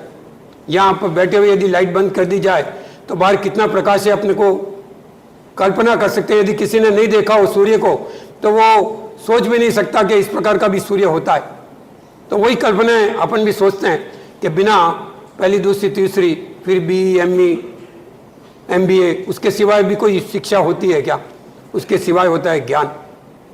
तो उस वहाँ पे उस गुरुकुल के अंदर ज्ञान सिखाया जाता है, उनका जो ज्ञान का प्रकाश फैलाया जाता है। और वो बच्चा वहाँ पे प्रथम आया 20 देशों के अंदर। जो गणित के पूरे सवाल थे वो न तो लैपटॉप वगैरह कुछ भी नहीं, ऐसी कोई देवी की कोई आराधना करता है उसको वो देवी अंदर प्रकट हो, ऐसा नहीं। आप और हम भी सीख सकते हैं। बात यह है कि उसका एक क्रम होता है, उसके अंदर धीरे धीरे जो संस्कृत के माध्यम से पूरा जो अपने वेद उपनिषद आगम त्रिपिटक ऐसे अनेकों हर जो भी जितने भी पंथ मत इसके अंदर इस प्रकार के अनेकों हर एक के अंदर होते हैं, उन सब के आधार पे उसको आगे बढ़ाया जाता है, उसका ज्ञान का प्रकाश जागृत किया जाता है। और वहाँ पे वो प्रथम आता है, भारत के अंदर आता है।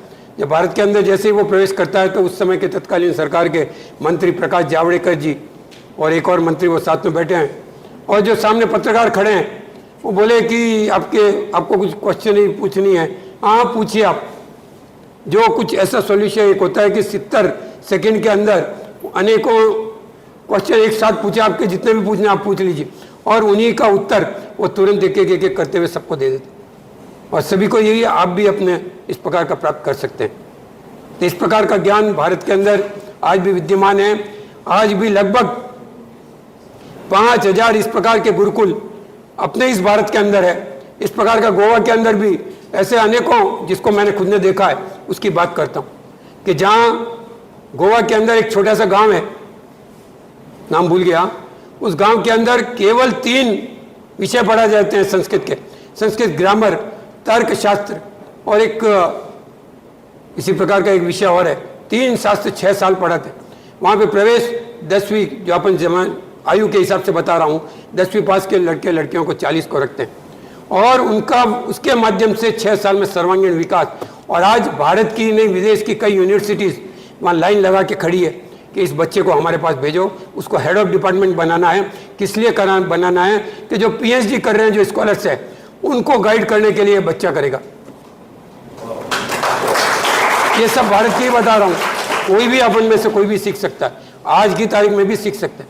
इस प्रकार की ये सब प्रतिभाएं को जो वीर सावरकर के अंदर, जीवन के अंदर थी, और उसी को हम वापस आज उजागर कर रहे हैं अपने जीवन में प्राप्त। और वो उस अंडमान के अंदर अनेकों मरणांतन कष्टों के साथ रहते हुए धीरे धीरे आगे बढ़ते हुए उन्होंने उनको अनेकों बार, उसकी भी आपको बताता हूँ, कई बार टीवी वगैरह के अंदर आपने देखा होगा, वीर सावरकर ने माफ़ी मांगी। ये सब पूरी योजनाएं होती है। क्या चंद्रगुप्त मौर्य ने कभी माफ़ी मांगी? चाणक्य ने कभी माफ़ी मांगी? हाँ, अनेकों बार आता है। आप युद्ध के अंदर देखे होंगे, भारत पाकिस्तान का जो कारगिल का वार हुआ, कभी देखे उसको हटा के भारत की सेना कितनी बार पीछे हटी? तो क्या भारत हार गया क्या कारगिल? ऐसा तो नहीं हुआ ना, भारत जीता ना। तो युद्ध के अंदर वैसा चलता है। जो कारगिल का वार यदि सही ढंग से जिसने देखा हो, मैंने देखा, तो उसके अंदर अपने लगभग 150 से भी ज़्यादा अफसर एक साथ खत्म हुए, और टोटल मिलाएं तो 350 अफसर। कहीं कहीं से सूचनाएं लीक हो रही थी, वो ऊपर खड़े थे, नीचे से कर रहे थे, कई बार नीचे से पीछे से हटे, अनेकों बार इस प्रकार का या पीछे हट रही है भारत की सेना। किंतु ये सब युद्ध नीति होती। वीर सावरकर का भी इसी प्रकार का रहा, चंद्रगुप्त का भी इसी प्रकार का रहा। वीर शिवाजी का आप देखें तो उनका भी पूरा जीवन में, तो लास्ट में वो अफजल खान से वो मिलने जाते हैं कि भाई तुमसे मैं संधि करने आता हूँ, और वो देखा कि चलो झुक गया वो तो, और फिर उसको फाड़ के रख देते हैं। इसी प्रकार की योजना वीर सावरकर कि यहाँ अंदर बैठ के और इस प्रकार से मरने से तो बाहर आके कुछ वापस जो राष्ट्र के लिए कार्य करना, उसके लिए बार बार उन प्रकार की अर्जी दी गई, नहीं तो न कि कोई प्रकार का माफीनामा लिखा गया। इसी की योजना के तहत अंग्रेज जानते थे कि वो बाहर आके क्या करने वाले, क्योंकि उन्होंने तो शपथ ली हुई है माँ भवानी के सामने। और फिर वहाँ पे इस प्रकार की यातनाएं सहन करते करते अनेकों, यदि आपके अंदर, जो हम सभी के जीवन के अंदर अपन देखते हैं कि विद्वता होनी चाहिए, शारीरिक, मानसिक, बौद्धिक, क्या काम है, मेरा काम अच्छा ढंग से चल रहा है, वो कब किस प्रकार से उपयोग आता है, इस प्रकार की यातनाएं सहन करते करते वो जो जेलर था, बड़ा अत्याचारी था, उसकी लड़की, वहीं वो रहते थे, उसकी लड़की जो उसको कोई असाइनमेंट करना था, जो विदेश में पढ़ती थी, वहाँ आई हुई थी। अब वो असाइनमेंट करना, मेरे को यहाँ पे कहाँ से किताब मिलेगी, कैसे करना? जब जेलर को पता था कि इस जेल के अंदर 1100 कैदियों के अंदर एक ऐसा व्यक्तित्व का धनी है, जिसको वो भी कई बार बैरिस्टर बोलता था जेलर, एक ऐसा व्यक्तित्व का धनी है कि जिसके माध्यम से मेरी बेटी का काम हो सकता है उसको, पर उसके लिए वो वापस योजना, उसके बाद पहुंचता है, उसमें बेटी को भेजता है कि ऐसे ऐसे करो, तो मेरे तो हाथ पैर सब जकड़े हुए, उसका क्या?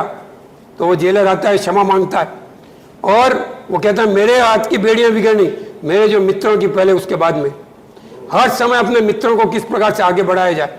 अनेकों जेलों की अपन घटनाएं देखेंगे, वहाँ की जो सेलुलर जेल, जो काला पानी के वक्त, इस प्रकार का मरणांतक कष्ट कि जो जिस जेल के अंदर बाहर नहीं जा सकते, किसी को डिसेंट्री हो रही है तो वहीं पे करी, अनेकों इस प्रकार के पेचिस से मरे, अनेकों ने आत्महत्या करनी की, वो दाय के अंदर पत्थर, इस प्रकार की यातनाएं जो अपन कल्पना नहीं कर सकते।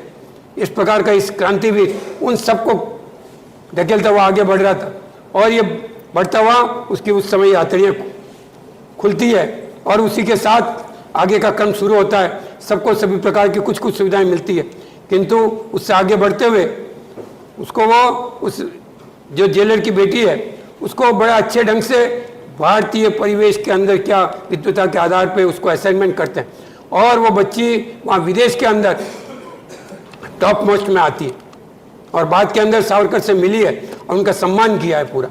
इस प्रकार का उनका किसी से द्वेष नहीं, किसी से द्वेष नहीं, केवल व्यवस्था परिवर्तन। उसके अनेकों इस प्रकार के उदाहरण अपने को देखने को मिलते हैं।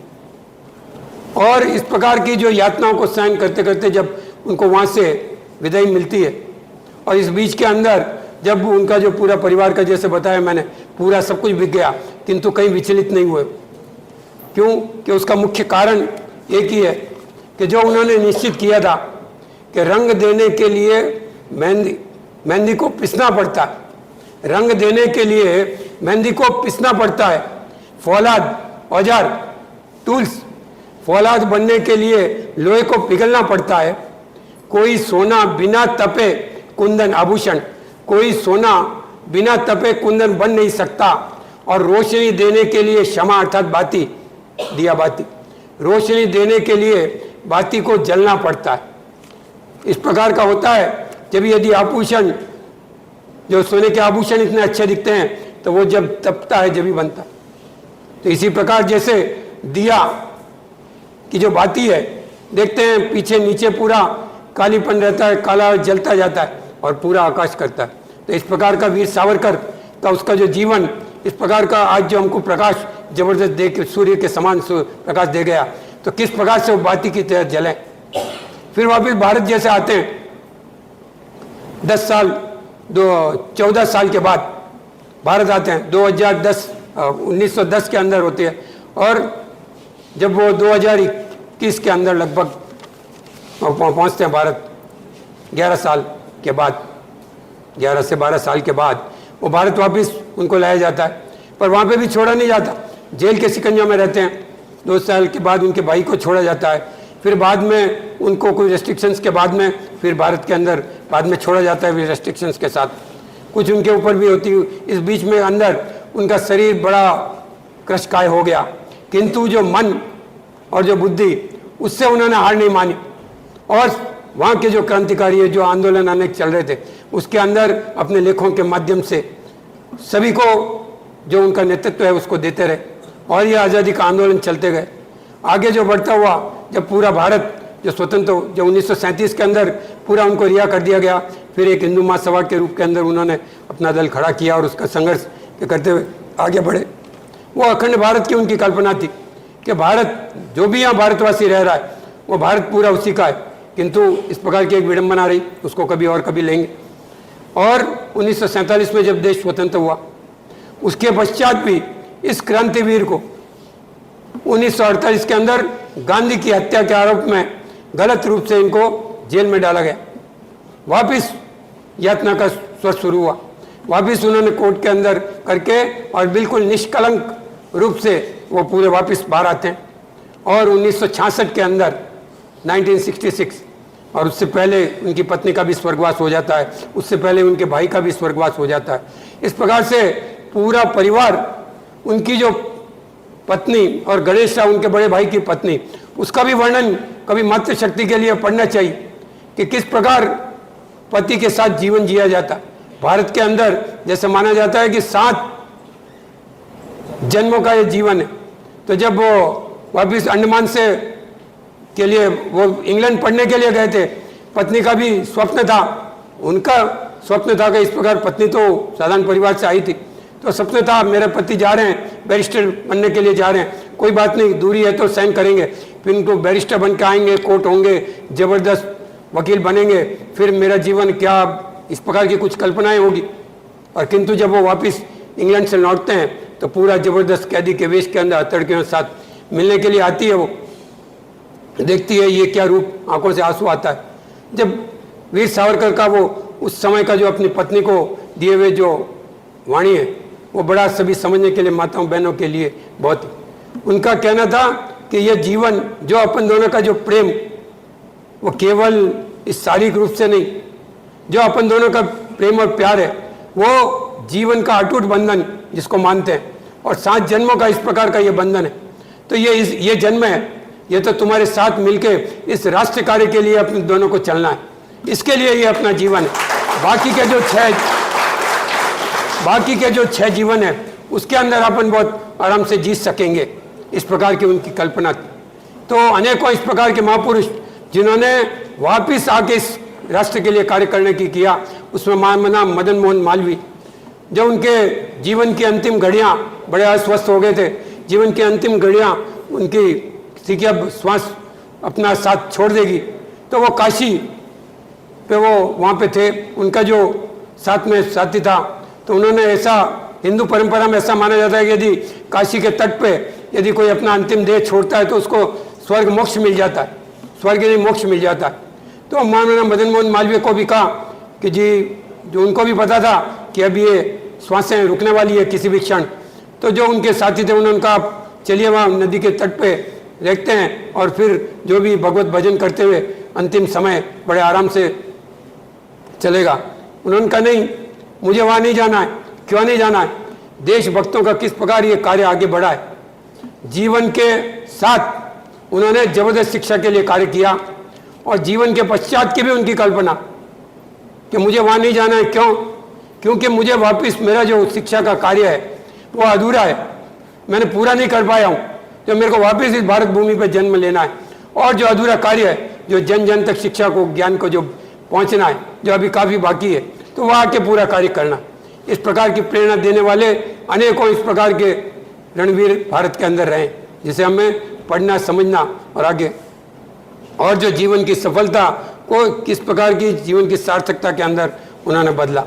और इसी के साथ जब वो वीर सावरकर जब भारत में आ गए, उसके पश्चात जैसे बताया कि उनको पूरे स्वतंत्र 1937 में हो गए और फिर वो राजनीतिक गतिविधियों से जुड़े, किंतु उसके साथ ही उनका जो अंतिम समय का वो आप देखिए, आज जो अपन देखते हैं अगड़े पिछड़े का विग्रह काफ़ी कम हुआ है, हम सभी साथ में बैठ के भोजन करते हैं, इस प्रकार की कई बीच के अंदर जो एक काला भारत, ये भारत की कल्पना नहीं थी, किंतु कई बीच के अंदर जो मुगलों का आक्रमण, इन ब्रिटिशर्स का, इन्होंने इस प्रकार के भारत के समाज को विश्रंखलित किया, तोड़ा, उसको वापस इस प्रकार के जो दयानंद सरस्वती और वीर सावरकर ने अपना जो बाकी का जीवन, जब वो किसी प्रकार की क्रांति की सजग रूप से सारी उनका शरीर साथ में नहीं दे रहा था, जो इस प्रकार के जो सामाजिक अस्पृश्यता, सामाजिक सद्भाव, समानता, उसके अंदर अनेकों कार्य उन्होंने किया।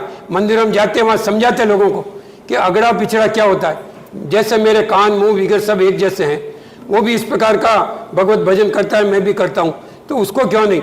और ऐसे समझा के अनेकों मंदिर उन्होंने ऐसे सभी समाजों के लिए प्रारंभ किए। इस प्रकार के अनेकों कृत उनके जो आती है, अनेकों बुक्स है, केवल इस सामाजिक विषमता को दूर करने के लिए अनेकों इस प्रकार का कार्य करते हुए, और उन्होंने 1966 के अंदर अपना देह छोड़ते हुए सदा के लिए विलीन हो गए। तो इस प्रकार की जो उनकी पृष्ठभूमि रही है और उनका संघर्षमय जीवन रहा है, तो वो सब हमें हमारे के लिए प्रेरणा स्रोत है। और उनसे प्रेरणा प्राप्त कर अपने जीवन के अंदर कि आओ हम नवदीप जलाएं, हृदय बना हो दीपक जिसमें करुणा की हो बाती। आओ हम नवदीप जलाएं, हृदय बना हो दीपक जिसमें करुणा की हो बाती।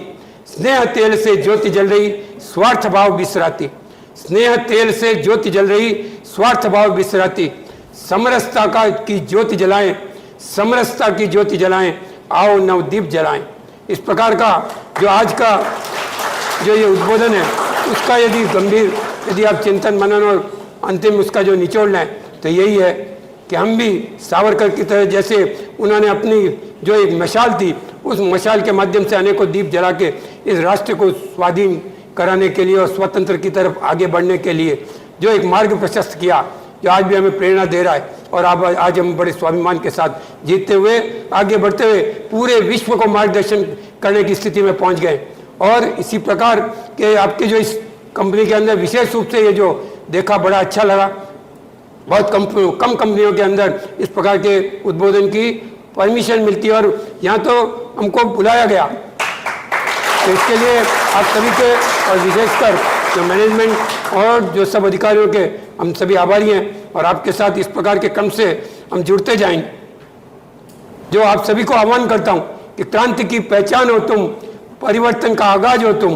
क्रांति की पहचान हो तुम, परिवर्तन का आगाज हो तुम।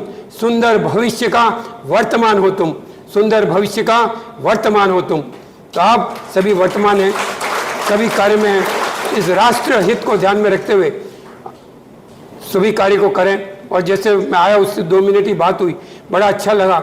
इस कंपनी के अंदर जो अपन ये जो अपना जॉब कर रहे हैं, कार्य कर रहे हैं, प्रोडक्शन कर रहे हैं या विपणन कर रहे हैं, राष्ट्र हित को सदैव ध्यान में रखते हुए आगे करते। मैं भी एक इसी प्रकार के व्यापार समूह से जुड़ा हूँ, जो इंडस्ट्रीज है पूरा उससे जुड़ा हुआ। उसके अंदर भी प्रयास करते हैं कि इस प्रकार की भावनाओं को, कि जैसे 3 डिवीज़न है हमारी जो कंपनी है पीपी अप्लायंसेज प्राइवेट लिमिटेड, आपसे बात की थी कि आप भी बताइए कि जिससे कुछ और भी है, यदि उससे कुछ दीप जलता है तो जलाने का प्रयास करूँगा। छोटा सा 2 मिनट लूँगा, समय काफ़ी अधिक ले लिया है मैंने, फिर भी इसके माध्यम से कि किस प्रकार का जो रहना चाहिए कि जगन्नाथ का प्रसाद केवल अन्न नहीं, जगन्नाथ का प्रसाद केवल अन्न नहीं, तुलसी केवल पौधा नहीं, गंगा का जल केवल पानी नहीं, और जो रक्षाबंधन राखी बांधते हैं वो केवल धागा नहीं। और इसी के साथ यदि अपन कहें कि जो गुरुदक्षिणा अपन सभी करते हैं, तो गुरुदक्षिणा के अंदर धन देते हैं। गुरुदक्षिणा केवल धन नहीं है, उसको कभी विस्तार में ये पूरा बताएंगे, किंतु इस सबका ये चिंतन का विषय है। तो वैसे कि वैसे जो इस पूरे जो उद्बोधन का, जो सावरकर की जीवनी का, कि भारत माता केवल, जो भारत माता वो केवल भूमि का टुकड़ा नहीं है, वो तो एक जीती जागती पूरी एक देवी जो पूरे 130 करोड़ लोगों में बसती है। उसकी पूजा अर्चना करने के लिए हम हर कार्य करें। क्या ये किसी व्यक्ति को दुख देना, कोई तकलीफ में उसको ध्यान रखना, या हम देवी के लिए ऐसा कर सकते हैं क्या? तो इसी के लिए जननी जन्मभूमिश्च स्वर्गादपि गरीयसी, जननी और जन्मभूमि अर्थात भारत माता, यही हमको स्वर्ग दे सकती है। यही हमारा वर्तमान और भविष्य दोनों सुधार सकती है। तो इसके लिए हम क्या करें, ये हम भी दीप जलाएं। जहाँ कहीं भी हम जहाँ रहते हैं वहाँ किसी को शिक्षा के क्षेत्र में केवल पैसा देने से नहीं हो सकता, पैसा भी आवश्यक है, किंतु कभी भी आप सुनते हैं हमें तन मन धन से सेवा, धन तो तीसरे स्थान पर, तन मन धन। तो किसी को हम पढ़ा सकते हैं, पास में छोटा सा कुछ भी है, अपना समय दीजिए, छोटा सा कार्य, अनेकों इस प्रकार के कार्य चल रहे हैं और कर रहे नहीं, हम भी कर सकते हैं। पास में कहीं जाने की भी जरूरत, समय तो ऐसा ही बीतता जाएगा।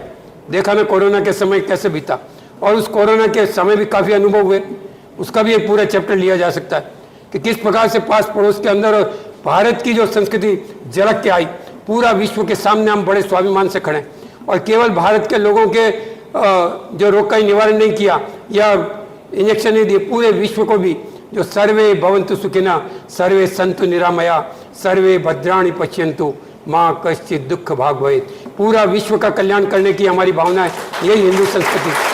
और उसी की बात को अपन यदि जीवन में उतारेंगे तो हम सब कुछ ये कर सकते हैं। और जो मेरे कंपनी का मैं बता रहा था कि उसके अंदर भी यहाँ के जो मापदंड बताए, इसी प्रकार का करने के लिए हम प्रयास करते हैं। अनेकों संघर्ष आते हैं जो चल रहे हैं हम फूड डिवीजन के अंदर, जैसे हमारे डेट्स का काम है, चॉकलेट कोको बेस्ड चॉकलेट का काम है, डिहाइड्रेटेड फ्रूट्स का काम है, पर कभी कॉम्प्रोमाइज़ नहीं। Metro cash and carry, Spencer, food world, Reliance, इस प्रकार के हमारे क्लाइंट्स हैं। वहाँ जाते हैं, अनेकों जिस प्रकार की समाज में चलती है अनेकों चलता है, किंतु no compromise. Chocolate cocoa based chocolate है तो नो, उसके अंदर कोई तरह का पाउडर डाल दीजिए, वेट कर दीजिए, नहीं, ऐसा कुछ भी नहीं। क्यों? मैं जो चॉकलेट नहीं खा सकता वो आपको कैसे दे सकता हूँ? पूरा इंपोर्ट किया, डेट्स नए थे, डेट्स इंपोर्ट किया, एक साथ कर दिया, 20 टन का पूरा कंटेनर आता है। उसके लिए मेरे चाचा जी उन्होंने कहा था तुम फूड डिवीजन में जा रहे हो, जो जीवों की बिगर वहाँ हत्या होगी उसको कैसे करोगे, या जैसा जो पानी बह रहा है उसके साथ आप बह जाओगे। कि यह निश्चित था कि जो निश्चित किया है, वीर सावरकर की ये पुस्तक भी पढ़ी है, अनेकों इस प्रकार के महापुरुषों के जो मैं बचपन से आदर्श विद्या मंदिर और ये जो विवेकानंद विद्यालय वगैरह यहाँ इसमें पढ़ा हूँ और इस प्रकार की विचारधारा से आगे बढ़ता हूँ, तो देखता हूँ कि जीवन केवल खाना पीना ऐश आराम के लिए नहीं, स्वयं के लिए तो कुछ करना है, किंतु उसके साथ सभी को साथ में लेते हुए जो आगे जो बढ़ना है, तो उसके लिए तो जो मैं मेरे लिए करता हूँ। तो आज जो हम चॉकलेट बनाते हैं, मेरा बच्चा है वो भी यदि 4 या 6 खा लेता है ना तो कोई दिक्कत की बात। और यहाँ तक चैलेंज देता हूँ कि 4 साल का बच्चा भी यदि वो बाढ़ है 4 खा लेगा तो भी उसके गले के अंदर बिल्कुल इरिटेशन नहीं होगा। उसका कारण उसके अंदर कोई भी तरह का इस प्रकार का गलत जो केमिकल्स वगैरह नहीं डालते। उसकी कल्पना कई लोग नहीं कर पाते कि ये तो लग्जरी आइटम है, ये कोई न्यूट्रिशनल फूड नहीं है, बराबर है। किंतु जीवन के अंदर यदि अपन इस प्रकार का विचार रखेंगे तो जिस क्षेत्र में भी हम हैं उस क्षेत्र के अंदर वैसा कार्य, और आज हमको मिलता है ऑर्डर, इस प्रकार के कस्टमर्स हैं जो पूरा इस प्रकार का कार्य के लिए हमारा सहयोग नहीं करते, वो भी बिजनेस करते हैं, हम भी बिजनेस करते हैं। किंतु इसको ऐसे ऐसे डिहाइड्रेटेड फ्रूट्स होता है जो पूरा इंपोर्ट होता है थाईलैंड, मलेशिया वगैरह, किस प्रकार का वहाँ से आता है पूरी जानकारी है मेरे को, क्योंकि हमने अनुगा करके जर्मनी का जो चलता है 3 दिन का, 3 साल के अंदर 7,000 पूरे विश्व के बड़े ज़बरदस्त काउंटर आते हैं वहाँ पूरा देख सकते हैं किस प्रकार से पूरा फूड डिवीजन ये पूरा विश्व का चलता है। किंतु जो निश्चित किया नो कॉम्प्रोमाइज, तो डिहाइड्रेट फ्रूट्स बनाते हैं जिसके अंदर अनेकों कंपनियां थाईलैंड मलेशिया वगैरह वो सब करके अंदर इन्फ्यूजन करती है, तरह तरह के स्टार्च वगैरह वो सब, कलर्स वगैरह वो सब। किंतु हम लोगों ने निश्चित किया कि जो चीज़ मैं खा सकता हूँ वही मैं दूसरों को खिलाऊंगा। और आज भी उस डिहाइड्रेटेड फ्रूट्स के अंदर नो कलर, नो एसेंस, इस प्रकार का कोई कुछ भी पदार्थ नहीं डालते और आराम से इस प्रकार का जाता है। तो इस प्रकार का जीवन के अंदर संघर्ष करना पड़ेगा, किंतु विजय संघर्ष की ओर थी। 1857 से 1947 के अंदर स्वतंत्रता मिली, ठीक है, कोई भी कांड से कुछ टूटी हुई मिली, किंतु जो अरविंद घोष का जो कथन है वो सत्य होने जा रहा है। और यदि इसी प्रकार हम आगे बढ़ते गए, इस प्रकार के सोच जो अरविंद घोष, जो केवल महर्षि अरविंद घोष नहीं, क्रांतिकारी अरविंद घोष से महर्षि अरविंद घोष, भारत की ये परंपरा रही, क्रांतिकारी अरविंद घोष से महर्षि अरविंद घोष। जीवन का अंतिम दर्शन तो वही मोक्ष है, किंतु मार्ग क्रांतिकारी से भी आ सकता है और उसका वर्णन सावरकर भी किया, महर्षि अरविंद ने भी किया। तो उसी को जो आज भी आप जाके देख सकते हैं पांडिचेरी के अंदर, उन्होंने अखंड भारत का पूरा नक्शा बनाया हुआ है और उनका जो उद्घोषणा थी कि पुनः साकार होगा। और जो यदि इसी गति से अपन चले, और केवल राजनीतिक आधार से नहीं कह रहा हूँ, सामाजिक, राजनीतिक, धार्मिक और आर्थिक भी बहुत बड़ा भाग है जिससे भारत आर्थिक रूप से बढ़ता जा रहा है। तो वह दिन दूर नहीं, हम अपनी इन्हीं जो चर्म की आंखें हैं उनसे इस भारत को वापस विश्व गुरु के स्थान पर आरूढ़ देखेंगे। तो इसी बातों के साथ मैं आप सभी को यही अंतिम जो शब्द है कि योगी बनो, सहयोगी बनो, उपयोगी बनो, ये 3 शब्द हैं जो वो चिंतन करें और अपना जीवन इसी के अंदर डालने का प्रयास करें।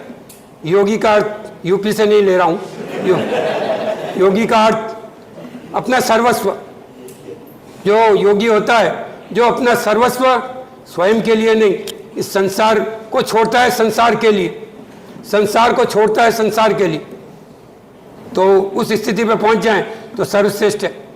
और दूसरी स्थिति सहयोगी बनो, जो इस कार्य के अंदर रहते हैं उसके अंदर सहयोग तो करें। मैं यदि पूरा दिन नहीं दे सकता, पूरा साल नहीं दे सकता, शनिवार रविवार दे सकता हूँ, सुबह शाम का कुछ समय दे सकता हूँ। तो इस प्रकार के जो कार्य चल रहे हैं भारत के अंदर, अपने आस पड़ोस चल रहे हैं, उसके अंदर निश्चित रूप से योजनाबद्ध तरीके, ऐसे ही नहीं कि मेरे को जचा गया कहीं जाके और अनाथ आश्रम के अंदर कुछ खाने पीने के दे के आ गया, ये तो बहुत अच्छी बात, किंतु किसी टारगेट के साथ। यह अनेकों विषय है, समय को ध्यान में रखते और कभी बताएंगे कि किस प्रकार से यदि कल्पनाएं साकार होती है, उसका एक उदाहरण कि किस प्रकार से सहयोग कर सकते हैं और किस प्रकार से एक परिकल्पनाएं आगे चलती है। कि एक छोटा सा है कि सहयोगी बने, उसी का ही उदाहरण बता रहा हूँ कि गुजरात के अंदर एक मोदी जी जब मुख्यमंत्री थे तो वहाँ एक कोई अनाथ ये वृद्धाश्रम, उसका उद्घाटन करने पहुँचे। संयोग से उसमें भी मैं गया और उससे पहले भी राजस्थान, मैं राजस्थान का हूँ, जोधपुर का, वहाँ पे भी रेणुका चौधरी करके, उस समय वो मंत्री थी कांग्रेस में, वो भी वहाँ पे कोई हमारे घर के पास ही कोई उद्घाटन करने के लिए वृद्धाश्रम का आई। जब वो वहाँ से बोली, ये कांग्रेस या बीजेपी का नहीं, सोच, व्यक्ति का सोच, जहाँ से वो आ रहा है, जिन विचारों से वो आ रहा है उसका सोच। वो बोले, आज रेणुका जी चौधरी बोलती है, मेरे को आज बड़ा आनंद हो रहा है, ये वृद्धाश्रम खुल रहा है, वृद्ध जन हैं उन सबको अपना घर के बाद वापस घर मिल जाएगा और वो अपना जो जीवन है उसको अच्छे ढंग से सुविधाओं के साथ कर सकेंगे। और वो तालियां बजती है, वो चली जाती है। ठीक है, वो वृद्धाश्रम चल रहा है, अच्छी बात है, समय की आवश्यकता। और उसी के 1 महीने के बाद मैं गुजरात में था, वहाँ वलसाड़ के पास में इसी प्रकार का यही क्रम वृद्धाश्रम सेवा भारती की तरफ से खोला गया। समय की आवश्यकता है, वही अपने ही परिवारों के, अपने माता पिता को वहाँ आने की, इसी प्रकार की काल की कुछ इसी प्रकार की कोई विडम्बना होगी, उनको वहाँ आना पड़ा, वहाँ रह रहे हैं। मोदी जी का उसी समय उद्गार था कि आज समय की आवश्यकता है, मैं इसका उद्घाटन किया हूँ। किंतु जो साथ में आए हुए थे सब पूरे, वहाँ बहुत जो लोग बाग सभी आए हुए थे, उन सभी बस्ती के लोगों से मैं अनुरोध करता हूँ कि यह भारतीय संस्कृति नहीं है, किंतु समय की आवश्यकता है, उसकी हम पूर्ति करेंगे, अच्छे ढंग से इसको करेंगे। किंतु धीरे धीरे जब वापस इस प्रकार की सूचना आए कि आज ये 70 वृद्धाश्रम चल रहे हैं, जो बहुत ही दे दे सब जो अपने माता पिता है पुनः अपने घर में, परिवार में, समाज में वापस लौटें और ये वृद्धाश्रम धीरे धीरे बंद हो, इस प्रकार की परिकल्पना, और इसको हमने कभी सेवा भारती विगर के साथ देखा। तो इस प्रकार के कार्यों में जुटे वो सहयोगी बने, इस प्रकार के एम के साथ जुटे वो सहयोगी बने और इससे आगे का बताया उपयोगी बने। कुछ भी नहीं है तो हम हर एक के उपयोगी बने, माता पिता, चाचा चाची या जो भी परिवारजन, पड़ोसी, घर के किसी को भी किसी प्रकार की दुख दुविधा है और मेरा शरीर एकदम अच्छा है तो कुछ अपनी नींद छोड़ देवे, कुछ अपनी सुविधाएं विगत छोड़ के उसके लिए उपयोगी बने। चाहे वो कंपनी का कार्य है या कोई भी कार्य है, उसको बड़ी प्रामाणिकता के साथ शुद्ध साध्य के लिए नियोजित मात्र शुद्ध साधन हो, शुद्ध साधन होंगे तो शुद्धता के साथ जीवन जिएंगे। तो इस प्रकार का जो आज का बहुत अच्छा रहा, समय की मर्यादा को मैंने उल्लंघन किया उसके लिए क्षमा करें और आप सभी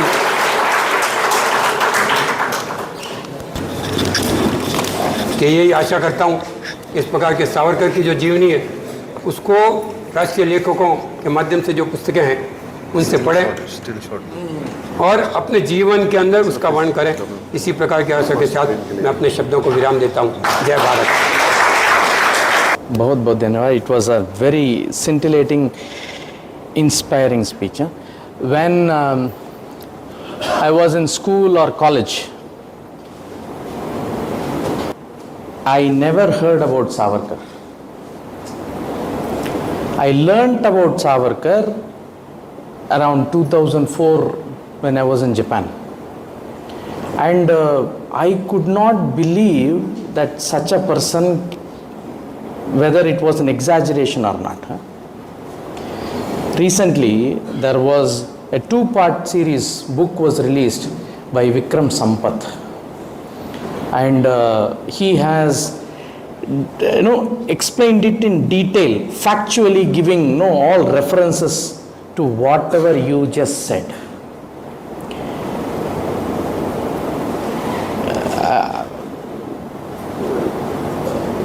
You can only cry when you really read it.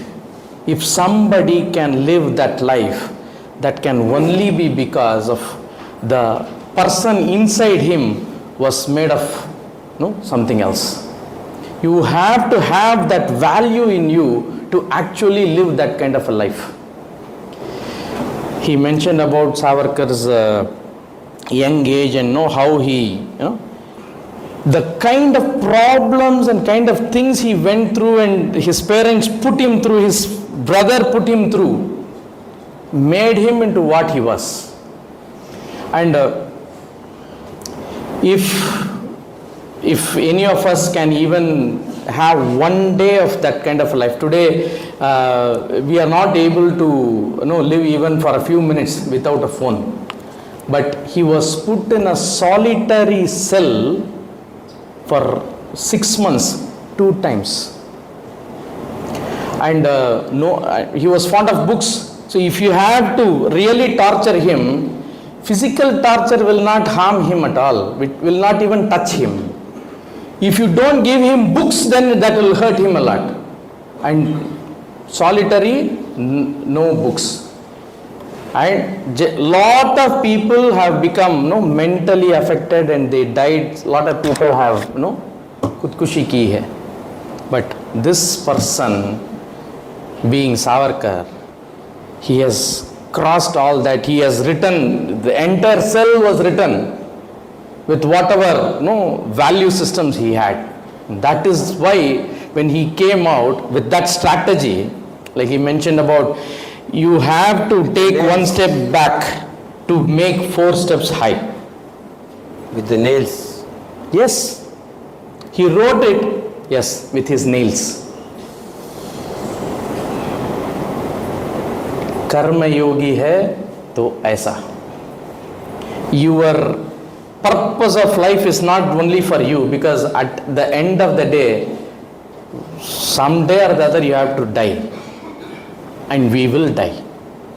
And when you die, is it going to be only for you? Or is it only going to be for your family? Or something much larger?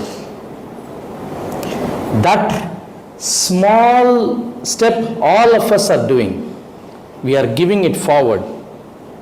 That we are learning from each and every, person who is coming and touching us. No? We will also try to be a yogi, upayogi and sahayogi. Thank you very much. सहयोगी उपयोगी। Thank you very much. एक छोटा सा एक बात है, वो बहुत छोटा सा,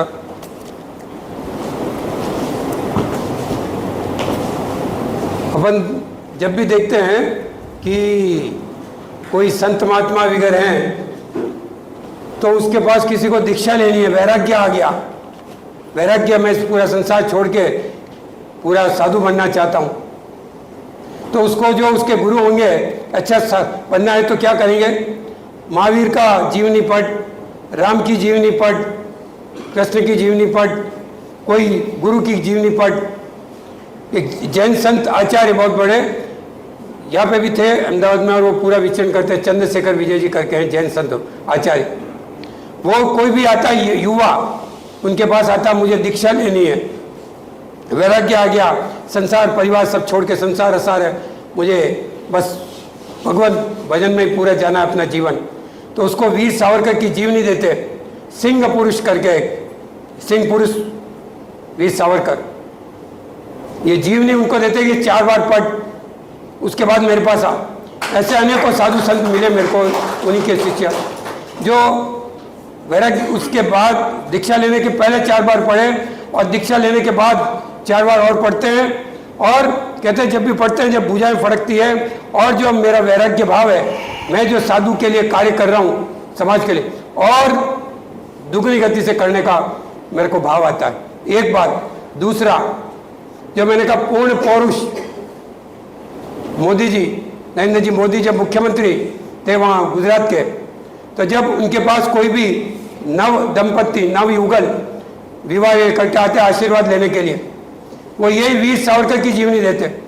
बड़ा आश्चर्य, किसी ने कहा मेरे को ऐसा कैसा, नव युगल उसको तो देंगे अच्छी सी जिंदगी कैसे जी जाए, पर वीर सावरकर की तुम जल्दी से जल्दी ये पुस्तक पढ़ो, यदि तुम अपना जीवन अच्छा ढंग से, जीवन को सफल और सार्थक दोनों बनाना चाहते हो तो ये जीवनी पढ़ो।